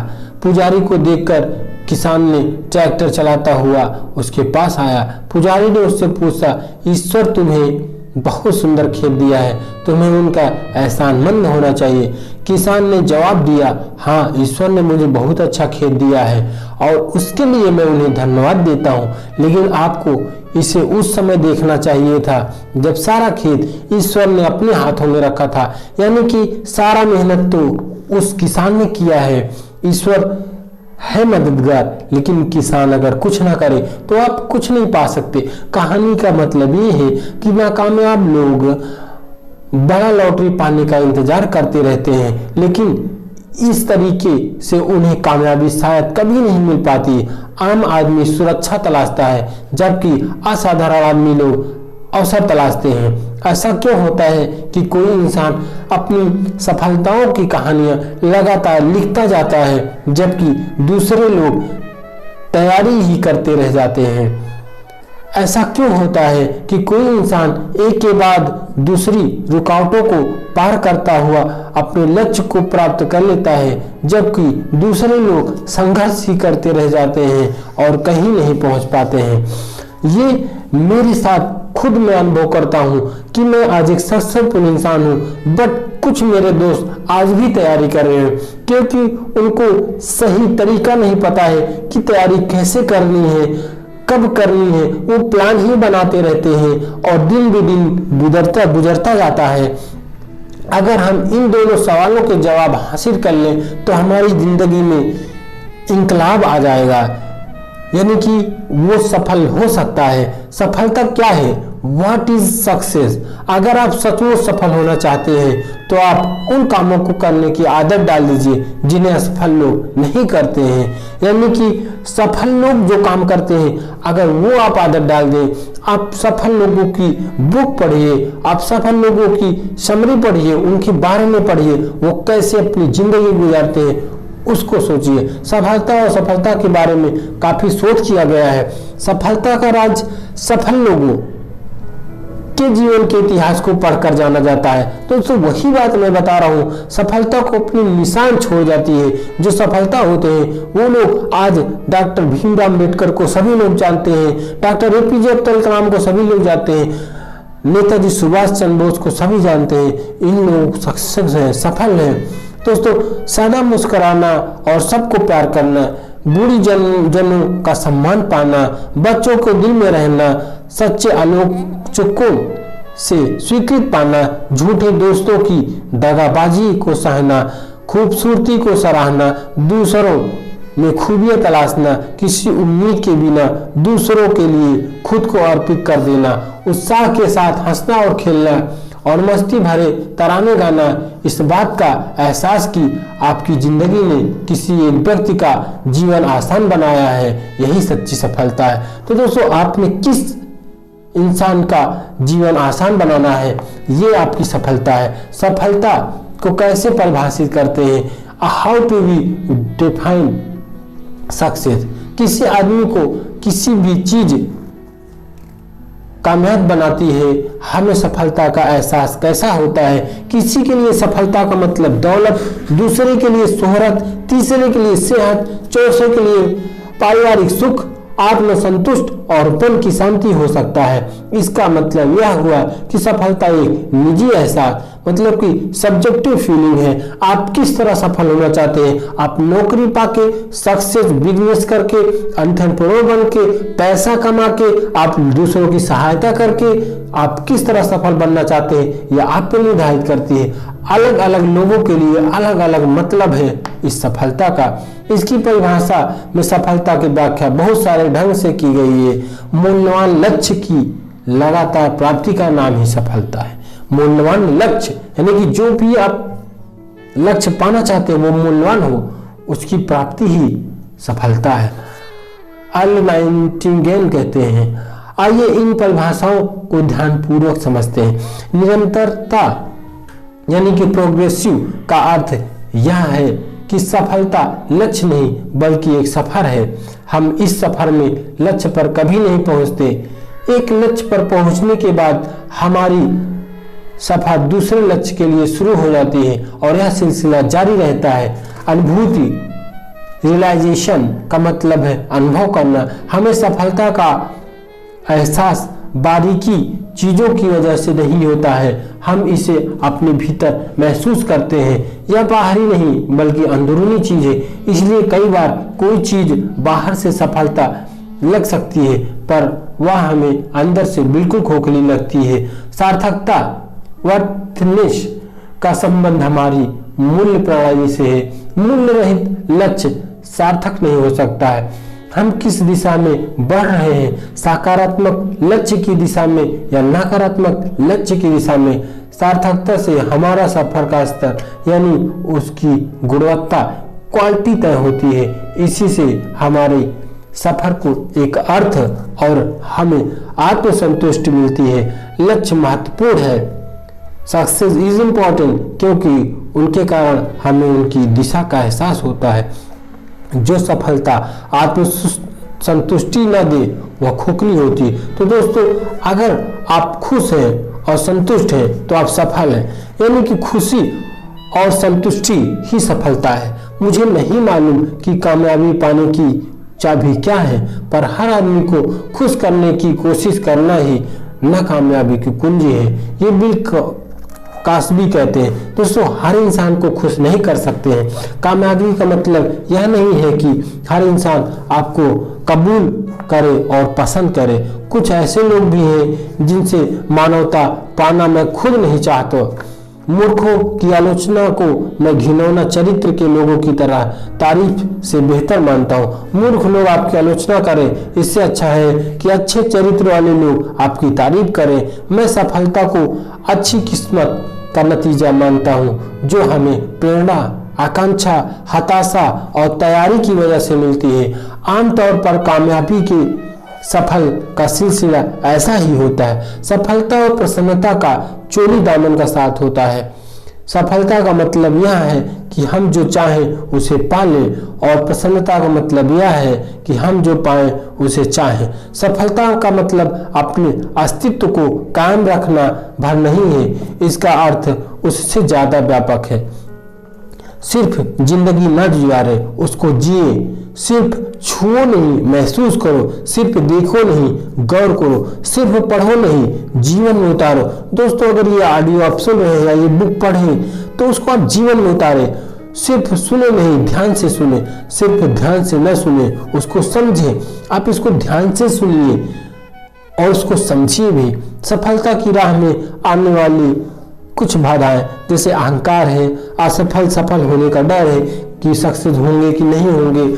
आप ये मत सोचिए कि सक्सेस नहीं होंगे, आप ये सोचिए कि सक्सेस होंगे ही होंगे।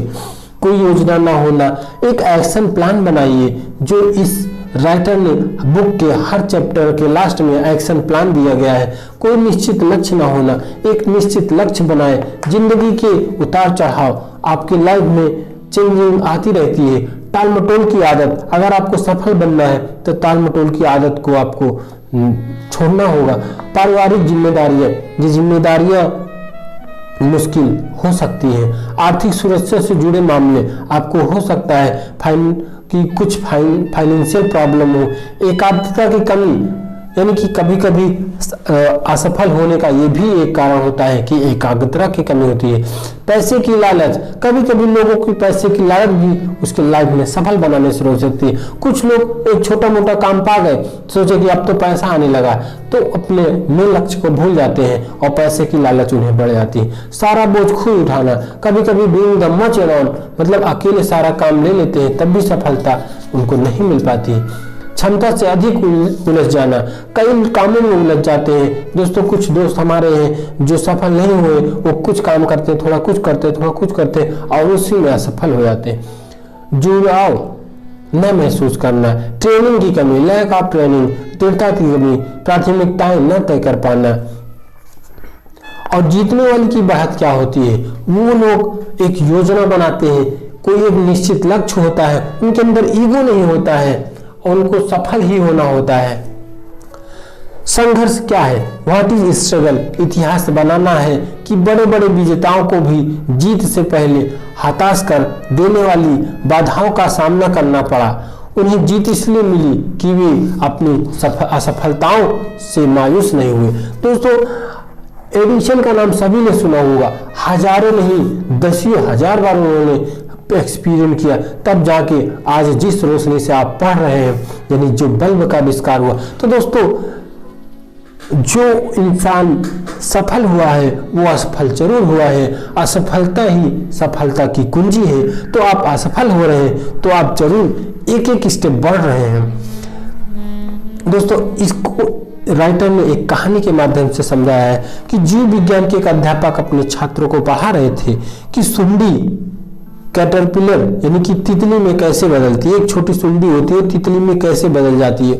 उन्होंने छात्रों को बताया कि कुछ ही घंटों में तितली अपनी खोल से बाहर निकलने की कोशिश करेगी। उन्होंने छात्रों को आगाह किया कि वे खोल से बाहर निकालने में तितली की मदद न करें। इतना कहकर वह कक्षा से बाहर चले गए। छात्र इंतजार करते रहे। तितली खोल से बाहर निकलने के लिए संघर्ष करने लगी। छात्र को उस पर दया आ गई। अपने अध्यापक की सलाह न मानकर छात्रों ने उसे बाहर निकाल दिया और जिससे कि तितली मर गई। थोड़ी देर बाद अध्यापक वापस लौट के आया तो सारी घटना मालूम किया। तब उन्होंने छात्रों को बताया कि खोल से बाहर आने के लिए तितली को जो संघर्ष करना पड़ता है उसी की वजह से उसके पंख को मजबूती और शक्ति मिलती है। यही प्रकृति का नियम है। तितली की मदद करके छात्रों ने उसे संघर्ष करने का मौका नहीं दिया। नतीजा यह हुआ कि वह मर गई। तो दोस्तों अगर आपको कभी सक्सेस मिल ही जाती है दौड़े बतौड़े तो आगे चल के बहुत परेशानी होगी। अगर आप कभी सक्सेस हो जाते हैं बिना मेहनत किए तो आपको फिर से असफलता की राह मार देगा। इसलिए सफल करके आप जब सक्सेस पाते हैं, मेहनत करके सक्सेस पाते हैं तो उसका नतीजा ही अलग होता है और उसका रस ही अलग होता है। अपनी जिंदगी पर यही वसूल लागू कीजिए। जिंदगी में कोई भी कीमती चीज संघर्ष के बिना नहीं मिलती है। माँ बाप अपने बच्चों को शक्ति हासिल करने के लिए संघर्ष करने का मौका नहीं देते हैं। इस तरह उन्हें सबसे अधिक चाहते हैं, उन्हीं को नुकसान पहुंचाता है। दोस्तों बाधाओं से दूर रहो।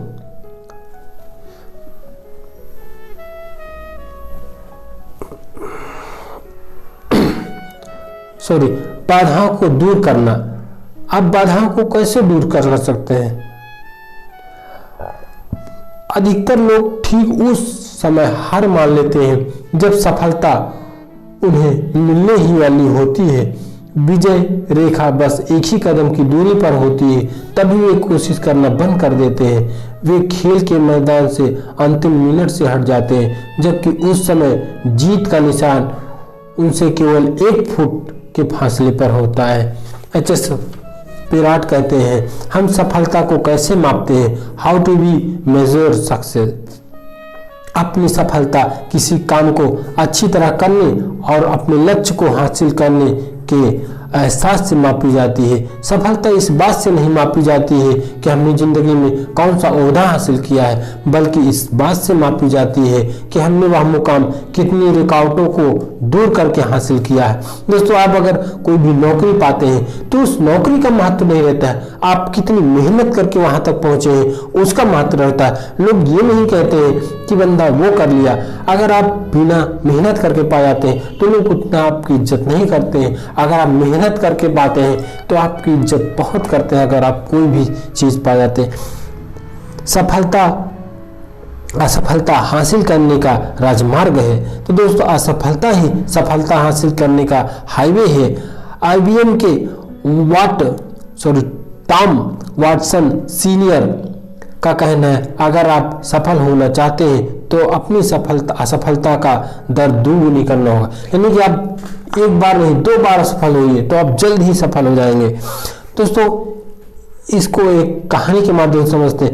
एक आदमी की जिंदगी की कहानी बड़ी मशहूर है। यह आदमी 21 साल की उम्र में व्यापार में नाकाम हो गया, 22 साल की उम्र में चुनाव हार गया, 24 साल की उम्र में व्यापार में असफल हो गया, 26 साल की उम्र में उसकी पत्नी मर गई, 27 साल की उम्र में उसका मानसिक संतुलन बिगड़ गया, 34 साल की उम्र में वह कांग्रेस का चुनाव हार गया, 45 साल की उम्र में उसने सीनेट के चुनाव में हार का सामना करना पड़ा, 47 साल की उम्र में वह राष्ट्रपति बनने में असफल रहा, 49 साल की उम्र में उसे सीनेट में एक चुनाव में नाकामयाबी मिली और वही आदमी 52 साल की उम्र में अमेरिका का राष्ट्रपति बन गया। हाँ, वह आदमी अब्राहम लिंकन था। तो दोस्तों, असफलता ही सफलता की कुंजी है। क्या आप अब्राहम लिंकन को असफल मानेंगे? तो आप भी असफल बिना हुए आप सफल नहीं सकते। वह समय से झुकाकर मैदान से हट सकते थे, अपनी वकालत फिर से शुरू कर सकते थे, लेकिन अब्राहम लिंकन हार केवल एक भटकाव थी, सफलता का अंत नहीं। तो दोस्तों, असफलता से ही सफलता आप पा सकते हैं। एक कहानी है ट्रायोड ट्यूब के आविष्कार ली डे फॉरेस्ट की। सन 1913 में जिला अटानी में यह इल्जाम लगाते हुए मुकदमा दायर किया गया कि उन्होंने धोखाधड़ी की है। जिला अटानी का कहना था कि उन्होंने अपनी कंपनी के शेयर खरीदने के लिए लोगों को यह कहकर गुमराह किया कि वह इंसान की आवाज अटलांटिक के पार तक पहुंचा सकते हैं। उन्हें सरेआम अपमानित किया गया, लेकिन यह सोच सकते हैं कि उन्होंने वह आविष्कार न किया होता तो हम आज कहाँ होते। 10 दिसंबर 1903 को न्यूयॉर्क टाइम के संपादकीय में राइट बंधुओं की सोच पर सवालिया निशान लगाया गया, जो उड़ सकने वाली हवा से भी हल्की मशीन का आविष्कार करने की कोशिश कर रहे थे। इसके एक हफ्ते बाद ही किट्टी हॉक कोई नाम है ने राइट बंधुओं ने अपनी मशहूर उड़ान भरी। 65 साल की उम्र में कर्नल टेंडर्स के पास पूंजी के नाम पर एक पुरानी कार और सामाजिक सुरक्षा योजना से मिली $100 की चेक थी। उन्होंने महसूस किया कि अपनी हालत बेहतर बनाने के लिए उन्हें कुछ करना चाहिए। उन्हें अपनी माँ का फ्राइड चिकन बनाने का नुस्खा याद आया और वह उसे बेचने के लिए निकल पड़े। क्या हम जानते हैं कि पहला ऑर्डर हासिल होने से पहले उन्हें कितने दरवाजे को खटखटाना पड़ा? एक अंदाज के मुताबिक पहला ऑर्डर हासिल होने से पहले उन्होंने हजारों दरवाजे खटखटाए। हममें से ज्यादातर लोग 3 बार, 10 बार, अधिक से अधिक 100 बार कोशिश करके हार मान लेते हैं और उसके बाद कहते हैं हमने अपनी तरफ से पूरी कोशिश की। दोस्तों, असफलता ही सफलता की कुंजी है। वाल्ट डिज्नी का नाम सभी ने सुना। जब युवक थे तो वो अखबारों के संपादक ने उन्हें यह कहकर लौटा दिया कि उनमें प्रतिभा नहीं है। एक दिन वह चर्च के पादरी ने उन्हें कुछ कार्टून बनाने का काम दिया। डिज्नी चर्च में जिस सेट के नीचे काम कर रहे थे वहाँ चूहे उधम मचा रहे थे। वह चूहे को देखकर उनके मन में एक कार्टून बनाने का ख्याल आया और वहीं से मिकी माउस का जन्म हुआ, जो आप मिकी माउस आज टीवी में देखते हैं। सफल लोग महान काम नहीं करते हैं, वे छोटे छोटे कामों को महान ढंग से करते हैं। तो जो लोग आपको सफल बनना है तो छोटे छोटे काम को महान ढंग से करिए। एक दिन ऊंचा सुनने वाला एक 4 साल का लड़का स्कूल से घर लौटा तो उसकी जेब में उसके शिक्षा का एक नोट रखा था जिस पर लिखा था, आपका टॉमी इतना मंदबुद्धि का है कि वह कुछ नहीं सीख सकता। उसे स्कूल से बाहर निकाल दिया। उसकी मां ने वह नोट पढ़कर जवाब दिए, मेरा टॉमी इतनी मंदबुद्धि नहीं है कि कुछ सीख ना सके, मैं उसे खुद पढ़ाऊंगी। और उसकी मां ने टॉमी को एक दिन बड़ा होकर थॉमस एडिसन बना दिया, जो वह स्कूल के केवल 3 महीने तक पढ़े थे। हेनरी फोर्ड ने जो पहली कार बनाई थी उसमें वह रिवर्स गियर डालना भूल गए थे। क्या हम इतने लोगों को असफल मानेंगे जो कि असफल हुए हैं? जितनी भी खोज हुई है असफलता के बाद ही सफलता मिली है। सफलता की सारी कहानियों के साथ महान असफलताओं की कहानियां भी जुड़ी हैं। फर्क केवल इतना है कि हर सफलता के बाद वो जोश के साथ फिर उठ खड़े होते हैं। इसे पीछे ढकेलने वाला नहीं होता है, बल्कि आगे बढ़ाने वाली नाकामयाबी होती है। हम सीखते हुए आगे बढ़ते हैं, हम अपनी असफलताओं से सबक लेते हैं और आगे बढ़ते हैं। सन 1914 में थॉमस एडिसन की फैक्ट्री जल गई। उस समय उनकी उम्र केवल 67 साल थी। एडिसन जवान नहीं रह गए थे और फैक्ट्री का बीमा बहुत थोड़े पैसे का था। इसके बावजूद अपनी जिंदगी भर की मेहनत को धुआं बनकर उड़ते हुए देखकर उन्होंने कहा, यह बर्बादी बहुत कीमती है। हमारी सारी गलतियां जलकर राख हो गई हैं। मैं ईश्वर को धन्यवाद देता हूँ, उसने हमें नई शुरुआत करने का मौका दिया है। उस तबाही के दिन हफ्ते बाद ही उन्होंने मोनोग्राफ का आविष्कार किया था। तो फोनोग्राफ का आविष्कार किया था। क्या शानदार नजरिया है। तो दोस्तों, आप पीछे क्या कर रहे हैं, कितना सफल हुए, उसको मत देखिए, आप आगे क्या करने वाले हैं। आगे सफल लोगों की असफलताओं के कुछ और उदाहरण दिए गए हैं। थॉमस एडिसन बिजली के बल्ब बनाने से पहले लगभग 10,000 बार असफल हुए थे। हेनरी फोर्ड 40 साल की उम्र में दिवालिया हो गए थे उनको। ली याकोका को 45 साल की उम्र में हेनरी फोर्ड द्वितीय ने नौकरी से निकाल दिया था। बीथोवन जब युवा थे तो उनसे कहा गया कि उनमें संगीत की प्रतिभा नहीं है, लेकिन उन्होंने संसार को संगीत कुछ उत्तम रचनाएं दी। हमें रास्ते में ठोकरें जरूर लगेंगी, लेकिन वह हमारे लिए प्रेरणा भी बन सकती है और हमें विनम्रता का पाठ पढ़ा सकती है। इससे हम मुसीबत की घड़ी में अपने अंदर बाधाओं को दूर करने की शक्ति और विश्वास का अनुभव करेंगे। हर ठोकर लगने के बाद खुद उनसे पूछे कि हमने इस तजुर्बे से क्या सीखा है, तभी हम रास्ते के रोड़े को कामयाबी की सीढ़ी बना सकते हैं। तो इसमें जब भी आप एग्जाम देने जाएं तो दे के आए तो उसमें सोचो कि क्या गलती हुई। कभी भी एग्जाम दे तो फेल हो तो उसमें मिलाएं कि कौन सी क्वेश्चन गलत हुआ, उस पर हमको डट कर मेहनत करना है और उस बार से ज्यादा मेहनत करना है। अगर आप सोचते हैं कि आप हार गए तो आप हार हैं। अगर आप सोचते हैं कि आप में हौसला नहीं है तो सचमुच नहीं। अगर आप जीतना चाहते हैं मगर सोचते हैं कि जीत नहीं सकते तो निश्चित ही आप नहीं जीत पाएंगे। अगर आप सोचते हैं कि हार जाएंगे तो आप हार चुके हैं, क्योंकि हम दुनिया में देखते हैं कि सफलता की शुरुआत इंसान की इच्छा से ही होती है। ये सब कुछ हमारी सोच पर निर्भर करता है। अगर आप सोचते हैं कि पिछड़ गए हैं तो आप पिछड़ गए हैं। तरक्की करने के लिए आपको अपनी सोच ऊंची करनी होगी। कोई भी सफलता प्राप्त करने से पहले आपको अपने प्रति विश्वास लाना होगा।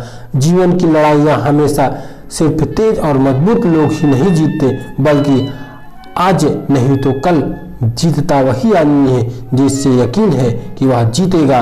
सबसे बड़ा तोहफा क्या है? दुनिया के सभी प्राणियों में मनुष्य शारीरिक रूप से सबसे कमजोर है। आदमी चिड़िया की तरह उड़ नहीं सकता है, तेंदुए की तरह तेज दौड़ नहीं सकता है, एलिगेटर की तरह तैर नहीं सकता है और बंदर की तरह पेड़ पर नहीं सकता है। आदमी की आँख चील की तरह तेज नहीं होती है, न ही उसके पंजे और दांत उंगली बिल्ली की तरह मजबूत होते हैं।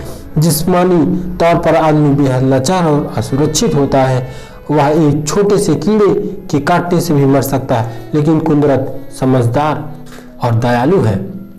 उसने इंसान को जो सबसे बड़ा तोहफा दिया है वह है सोचने की क्षमता, सोचने की क्षमता, थिंकिंग दिया है। इंसान अपना माहौल खुद बना सकता है, जबकि जानवरों को माहौल के मुताबिक ढलना पड़ता है। दुख की बात है कि कुदरत कि इस सबसे बड़े तोहफे का पूरा इस्तेमाल बहुत कम लोग ही उठा पाते हैं। आप भी उठाइए। असफल लोग दो तरह के होते हैं, वो जो करते तो है लेकिन सोचते नहीं है। दूसरे वे जो सोचते हैं लेकिन कुछ करते नहीं है। सोचने की क्षमता का इस्तेमाल किए बिना जिंदगी गुजारना वैसा ही है जैसा कि बिना निशाना लगाए गोली दबाना। आप डायरेक्ट ठक से तान दिए और निशाना नहीं लगाइए। दोस्तों, जिंदगी चुनाव और समझौतों का से भरी हुई है। भाग्य केवल संजोग पर निर्भर नहीं होता है बल्कि हम उसे अपने लिए चुनते हैं। वह इंतजार करने की नहीं बल्कि हासिल करने की चीज है। विलियम जेनिथ ब्रायन कहते हैं, जिंदगी चुनावों से कैसे भरी है। जब हम अधिक खाना खाते हैं तो हमारा वजन बढ़ने का चुनाव खुद करते हैं। जब हम अधिक शराब पीते हैं तो दूसरे दिन सर में दर्द हो पाना खुद स्वाभाविक है। अगर हम शराब पीकर गाड़ी चलाते हैं तो दुर्घटना खुद हो सकती है। जब हम दूसरों के साथ बुरा व्यवहार करते हैं तो हमारे साथ भी बुरा व्यवहार खुद हो सकता है। हर चुनाव का नतीजा भी होता है। हर चुनाव करने के लिए तो स्वतंत्र होते हैं लेकिन उसके बाद वह चुनाव में हमें नियंत्रित करने लगता है। दूसरों के कुछ अलग करने के लिए हम सबके पास बराबर का मौका होता है। जिंदगी की तुलना गीली मिट्टी से की जा सकती है। जिस तरह कुम्हार गीली मिट्टी को मनचाही शक्ल दे सकता है उसी तरह हम भी अपनी जिंदगी को मनचाहा रूप दे सकते हैं। जैसा हम चाहें वैसा बना सकते हैं। जिंदगी समझौतों से कैसे भरी है ये बात हम समझते हैं। जिंदगी केवल मौज मस्ती का नाम नहीं है, इसमें दुख निराशा सब चीजें भरी है। जिंदगी में ऐसी घटनाएं भी घटती हैं जिसके बारे में हमने सोचा तक नहीं होता। कई बार हर चीज उलट पुलट हो जाती है। अच्छे लोगों के साथ भी बुरी घटनाएं हो जाती हैं। कुछ चीजें हमारे काबू से बाहर होती है, जैसे कि अपाहिज होना, शारीरिक जमजात दोष, माँ बाप या पैदा करने के वक्त होने के वक्त हालात को न तो चुन सकते हैं। तो किसी साफ दिन में हमको झील के सैकड़ों नाव तैरती दिखाई देती है। हर नाव अलग दिशा में जा रही होती है। हवा के एक ही दिशा में बहने के बावजूद नावें अलग अलग दिशा में जा रही होती हैं। क्यों? इसलिए कि उनमें पाल यानी कि सामियाना को उसी ढंग से लगाया जाता है और इसका फैसला नाविक करता है। यही बात हमारी जिंदगी पर भी लागू होता है। हम हवा के बहाव की दिशा को नहीं चुन सकते, हम पाल लगाने का ढंग चुन सकते हैं। यानी हमको किस तरफ जाना है वो हमें खुद चुनना है। सेहत, खुशी, सफलता हर आदमी की जूझने की क्षमता पर निर्भर होती है। बड़ी बात यह नहीं है कि हमारी जिंदगी में क्या घटित हुआ है, बल्कि यह है जो घटित हुआ है हम उसका सामना कैसे करें। जॉर्ज एलन कहते हैं, अपने हालात को चुनना तो हमेशा हमारे बस में नहीं होता है, लेकिन अपना नजरिया हम हमेशा चुन सकते हैं। यह हमारा अपना चुनाव होता है कि विजेता की तरह व्यवहार करें या अपराजित की तरह। हमारी किस्मत हमारे मुकाम से नहीं बल्कि हमारे मिजाज से तय होती है। इंसान को कामयाब होने वाली खूबियां, इंसान के अंदर वो खूबी क्या है जिससे वो कामयाब हो सकता है। एक उसकी डिजायर है, दूसरा वचनबद्धता है। डिजायर, अगर आपके अंदर इंसान का दिमाग जिन चीज़ों को सोच सकता है या जिन चीज़ों पर यकीन कर सकता है उन्हें वो हासिल सकता है, यानी कि आपकी डिजायर ही सबसे बड़ी चीज़ है। एक युवक ने सुकरात से सफलता का रहस्य पूछा। सुकरात ने उससे दूसरे दिन सुबह नदी के किनारे मिलने के लिए कहा। दूसरे दिन युवक सुकरात से मिलने नदी के किनारे पहुंचा तो उन्होंने देखा उसे नदी की ओर चलने के लिए कहा। जब पानी उसके गर्दन तक पहुंच गया तो सुकरात ने अचानक युवक का सर पानी में डुबो दिया। युवक पानी से बाहर निकलने के लिए छटपटाने लगा, पर सुकरात काफी मजबूत थे। उन्होंने युवक को पानी में डुबो रखा। युवक की शरीर जब नीला पड़ने लगा तब सुकरात ने उसका सिर पानी के बाहर निकाला। सिर पानी से बाहर निकलते ही युवक सबसे पहले हवा की एक गहरी सांस ली। सुकरात ने युवक से कहा, जब तुम पानी के अंदर थे तो तुम्हें किस चीज की जरूरत थी? किस चीज की जरूरत थी? क्या महसूस कर रहे थे? युवक ने जवाब दिया, हवा की। सुकरात ने कहा, सफलता का यही रहस्य है। जब तुम्हें सफलता हासिल करने की वैसी ही तीव्र इच्छा होगी जैसे कि पानी के अंदर हवा की, तब तुम्हें सफलता मिल जाएगी। गहरी इच्छा हर उपलब्धि की शुरुआत बिंदु होती है। जिस तरह आग की छोटी लपटें अधिक गर्मी नहीं दे सकती, वैसे ही कमजोर इच्छा बड़े नतीजे नहीं दे सकती है। दोस्तों, दूसरा होता है वचनबद्धता। आप कमिटमेंट किस तरह करते हैं? सिर्फ सफल होने की कोशिश न करें, बल्कि मूल्य आधारित जीवन जीने वाला मनुष्य बनने की कोशिश करें। अल्बर्ट आइंस्टीन कहते हैं, जीत के लिए खेलने और हार के लिए बचने के लिए खेलने से बहुत बड़ा फर्क होता है। जब हम जीतने के लिए खेलते हैं तब पूरे उत्साह और वचनबद्धता के साथ खेलते हैं, जबकि जब हम न हारने के लिए खेलते हैं तब हमारे खेल में कमजोरी होती है। जब हम हार से बचने के लिए खेलते हैं तो दरअसल हम नाकामयाबी को टालने के लिए खेलते हैं। जीतने के लिए खेलने के पीछे कोई प्रेरणा, इंस्पिरेशन होती है, जबकि हार से बचने के लिए खेलने के कारण हताश न कि डिस्पिरेशन। तीसरी बात राइटर कहते हैं जिम्मेदारी, रिस्पॉन्सिबिलिटी। जिम्मेदारी जब हमारी दिली इच्छा भी बन जाती है तो उससे संतोष और खुशी मिलती है। ये जॉर्ज गिल्टर कहते हैं, आप बचत को नजरअंदाज करके खुशहाल नहीं हो सकते हैं। आप मजबूत को कमजोर करके कमजोर की मजबूती नहीं बन सकते हैं। आप अमीरों को गरीब बनाकर गरीबों को अमीर नहीं बना सकते हैं। आप रोजगार देने वाले को नुकसान पहुंचाकर रोजगार लेने वाले की मदद नहीं कर सकते हैं। आप इंसान की आज़ादी छीनकर चरित्र और हिम्मत नहीं बढ़ा सकते हैं। आप आपसी देश को बढ़ावा देकर भाईचारा नहीं बढ़ा सकते हैं। आप अपनी चादर से बाहर पैर पसारने के बाद अपनी मुश्किलों से नहीं बच सकते हैं। आप उन कामों को करके जो लोग दुख कर सकते हैं और उन्हें करने ही चाहिए, आप उनकी परमानेंट मदद नहीं कर सकते हैं। अब्राहम लिंकन कहते हैं, अगर हम किसी बर्फीली पहाड़ी पर चढ़ रहे हों या कोई लड़ाई लड़ रहे हों तो केवल एक गलती की वजह से हमारी जान जा सकती है, लेकिन हम में से ज्यादातर लोग के लिए गलती से ज्यादा अहम गलती के बारे में हमारा बर्ताव होता है। जिम्मेदार लोग अपनी गलतियों को कबूल करते हैं और उनसे सीखते हैं, लेकिन कुछ लोग ऐसे होते हैं जो अपनी गलतियों से कभी सीख नहीं लेते। हम अपनी गलतियों के बारे में 3 तरह की नजरिया अपना सकते हैं। उन्हें नजरअंदाज कर सकते हैं, उनसे इनकार कर सकते हैं, उन्हें स्वीकार करके फिर कभी न दोहराने की सीख ले सकते हैं।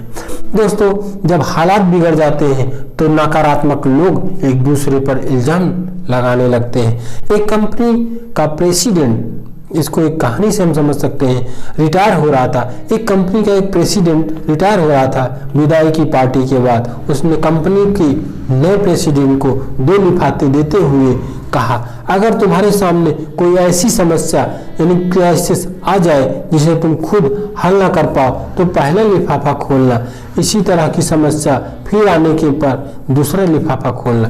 कुछ साल बीत गए।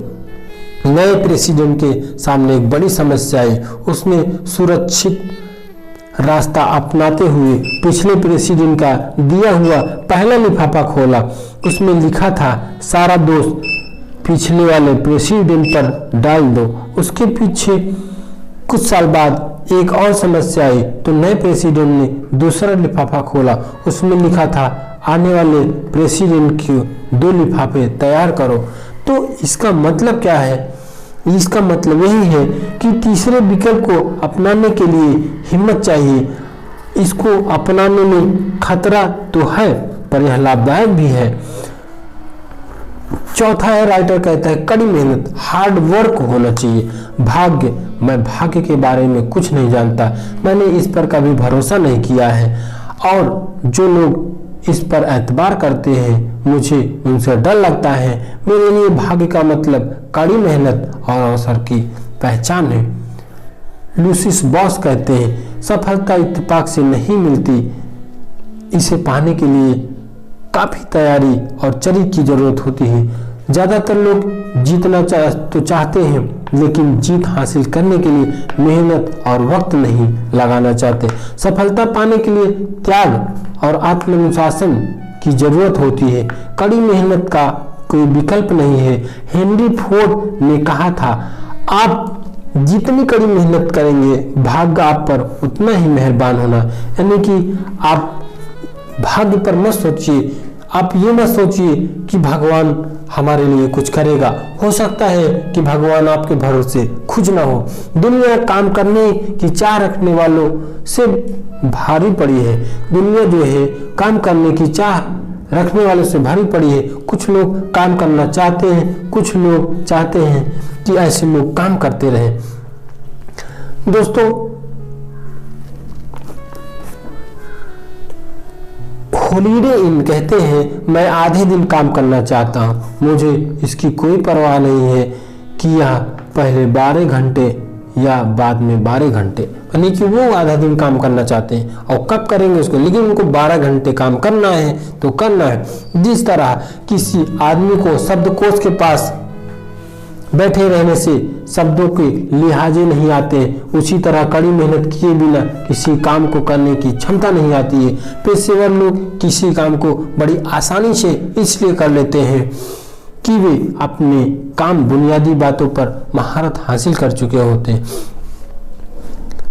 माइकल एंजेला कहती है कि अगर लोगों को यह पता चल जाता है कि कुशलता को प्राप्त करने में मुझे कितनी मेहनत करनी पड़ती है तो उन्हें मेरा काम बिल्कुल भी आश्चर्यजनक नहीं लगेगा। एंड्रू कार्नेगी कहती है एक आदमी अपने काम में अपनी शक्ति और योग्यता का केवल 25% ही इस्तेमाल करता है। दुनिया उन लोगों का सम्मान करती है जो अपनी 50% योग्यता तक का इस्तेमाल करते हैं और उन गिने चुने लोगों को सिर आंखों पर बिठाती है जो अपनी क्षमता का 100% इस्तेमाल करते हैं। सफल लोग यह नहीं पूछते कि कितना काम करना है, बल्कि वे यह पूछते हैं कि कितना ज़्यादा काम करना है। वे यह पूछते हैं कितने घंटे काम करना है, या नहीं पूछते कितने कम समय तक काम करना है। अच्छे संगीतकार रोज घंटों तक रियाज करते हैं। जीतने वालों को अपनी कामयाबी कोई बड़ी नहीं लगती क्योंकि उन्होंने उसके लिए लंबे समय तक कड़ी मेहनत की है। कुछ लोग नौकरी मिलते ही काम करना बंद कर देते हैं। रोजगार ढूंढने वालों की गिनती बेशक बढ़ रही है, पर आज भी काम करने वाले अच्छे लोग का मिलना मुश्किल है। कई लोग निकम्मेपन और फुर्सत में फर्क महसूस नहीं करते हैं। निकम्मेपन में वक्त गुजारने का मतलब समय की बर्बादी या चोरी है, बल्कि फुर्सत का वक्त आदमी मेहनत करते हासिल करता है। फुर्सत का वक्त बिताने के बाद हम जोश और ताजगी महसूस करते हैं। दूसरी ओर निकम्मापन हमारी ऊर्जा को निचोड़ लेता है। टाल मटोल करते हुए वक्त बिताना निकम्मापन ही है। थियोडोर रूजवेल्ट कहते हैं किसी सार्थक काम के लिए कड़ी मेहनत करने का मौका मुहैया कराकर जिंदगी हमें सबसे बड़ा इनाम देती है। पांचवा दोस्तों है कैरेक्टर, चरित्र। चरित्र सक्सेस के लिए सबसे जरूरी है। किसी आदमी का चरित्र उसके नैतिक मूल्य, विश्वासों और व्यक्तित्व से मिलकर बना होता है। इसकी झलक हमारे व्यवहार कार्यों में दिखाई देती है। हमें दुनिया के सबसे कीमती रत्न में से ज्यादा हिफाजत अपने चरित्र की करनी चाहिए। विजेता बनने के लिए चरित्र आवश्यक है। जॉर्ज वाशिंगटन का कहना है, मुझे उम्मीद है कि मेरे पास उस चीज को कायम रखने लायक दृढ़ता सद्गुण हमेशा बने रहेंगे जिसे मैं सभी उपाधियों से अधिक कीमती मानता हूँ, और वह चीज है एक ईमानदार आदमी का चरित्र। इतिहास का रुख चुनावों और लोगों की राय में नहीं बल्कि नेता के चरित्र से तय होता है। ईमानदारी के क्षेत्र में घालमेल की गुंजाइश नहीं होती है। सफलता की राह में कई बाधाएं होती हैं। इससे बचने के लिए चरित्र और कड़ी मेहनत की जरूरत होती है। दोस्तों, चरित्र बहुत से गुणों का मेल होता है। इंसान का चरित्र निष्ठा, निस्वार्थ भावना, समझ, दृढ़ विश्वास, साहस, वफादारी और दूसरों की इज्जत करने से गुणों का मेलजोल होता है। कोई खुशनुमा चरित्रवान व्यक्ति कैसा होता है? उसका अपना एक स्तर होता है, उसमें आत्मसंयम होता है, वह संतुष्ट होता है, वह दूसरों का ध्यान रखता है। उनका चरित्र जिनका अच्छा होता है वह दूसरों का ध्यान रखता है, वह बहाने नहीं बनाता है, वह अपनी पिछली गलतियों से कुछ सीखता है, वह पैसे या ऊंचे खानदान की देन नहीं होता है। वह अपने फायदे के लिए दूसरों को तबाह नहीं करता है, उसमें दिखावा नहीं बल्कि असलियत होता है। वह चमत्कार करता है, वह अद्भुत उपलब्धियां हासिल करता है। दोस्तों बहुत सारे उसके गुण, वह विनम्र होता है, जिम्मेदारियां कबूल करता है, उसमें स्थिरता होती है, वह कोई नेम प्लेट नहीं होता है, वह आत्मसंतुष्ट होता है, वह जीतने पर दया भाव और हारने पर समझदारी दिखाता है। दोस्तों सफलता का अगला जो मूल मंत्र है सकारात्मक सोच। ये तरीका अपना के भी आप सफल हो सकते हैं। सकारात्मक सोच और सकारात्मक विश्वास में फर्क है। सोच विश्वास, जब हम अपने विचारों की आवाज सुनते हैं तो वे हमें कैसे लगते हैं, वे सकारात्मक है या नकारात्मक। हम अपने दिमाग को सफलता के लिए प्रोग्राम कर रहे हैं या असफलता के लिए। हमारे सोचने के तरीके का हमारे काम करने की क्षमता पर गहरा असर पड़ता है। अपने लिए सकारात्मक नजरिया अपनाने और प्रेरित होने का चुनाव हमें रोज करना होता है। सकारात्मक जीवन जीना आसान नहीं है, पर नकारात्मक जीवन जीना भी तो आसान नहीं है। मैं तो अपने लिए सकारात्मक जीवन ही चुनूंगा। सकारात्मक सोच हमें हमारी क्षमताओं पर भरपूर इस्तेमाल करने में मदद देती है। सकारात्मक विश्वास सकारात्मक सोच से बड़ी होती है। इसका मतलब यह जानना है कि सकारात्मक सोच नतीजा देती है। दोस्तों इसको हम एक कहानी से समझना चाहते हैं। कई साल पहले लॉक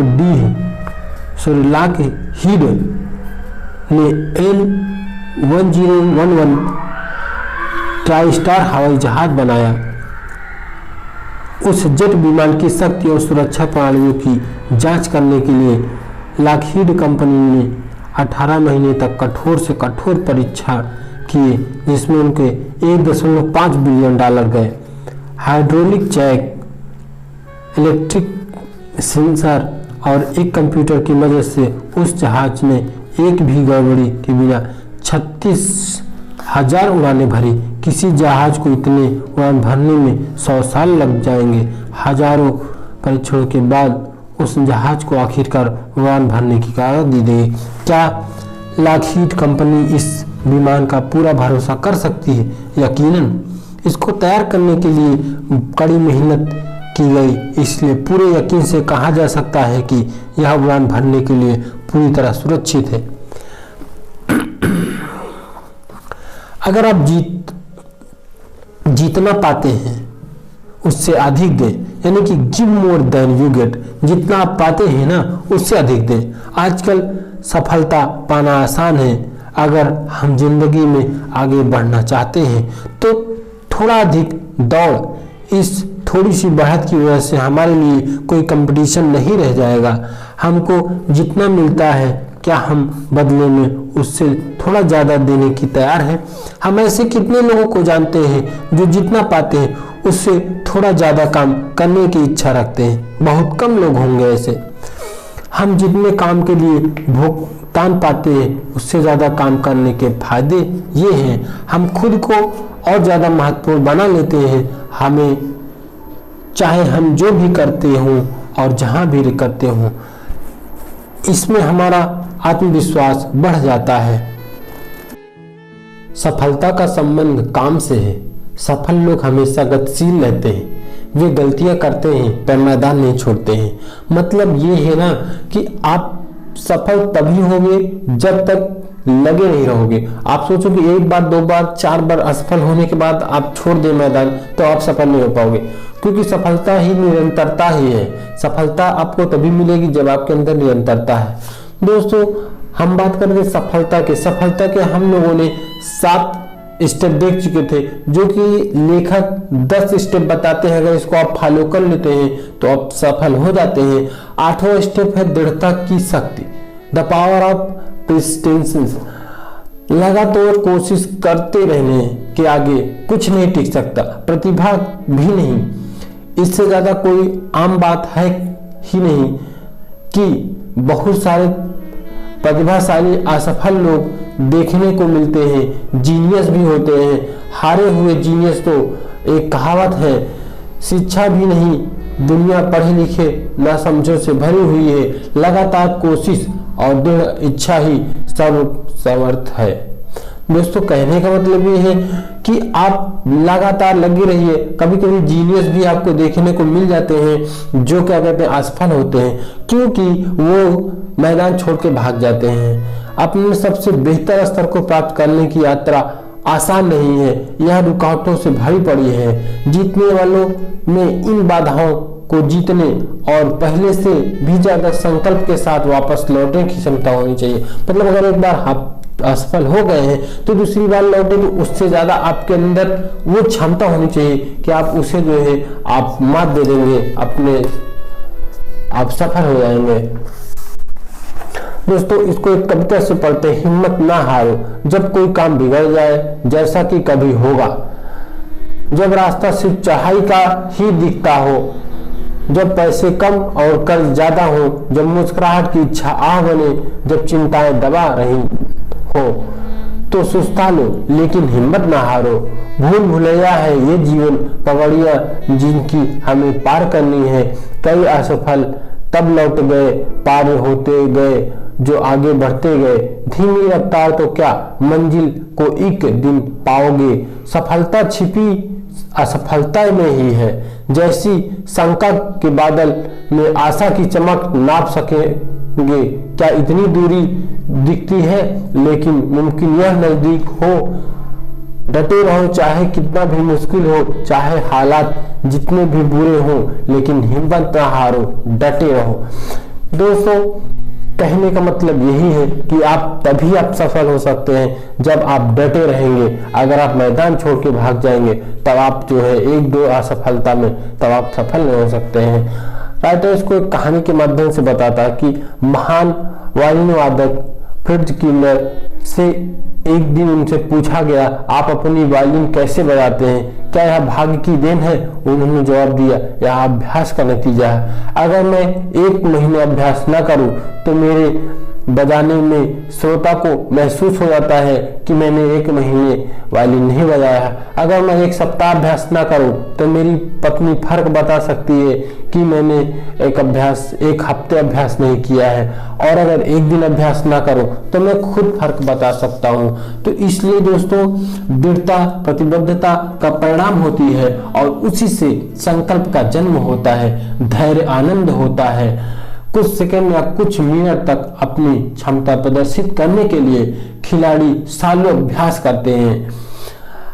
9वां स्टेप बताया है राइटर, सफल होने की 10 स्टेप बताए हैं। 9वां स्टेप है अपने काम में गर्व महसूस करिए।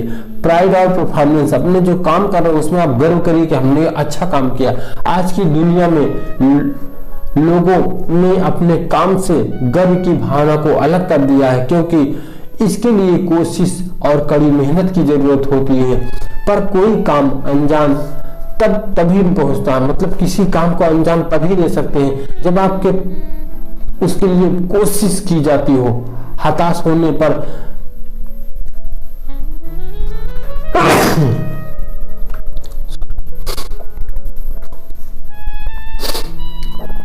पर जल्दी कामयाबी दिलाने वाले गलत रास्तों को अपनाने की इच्छा होती है।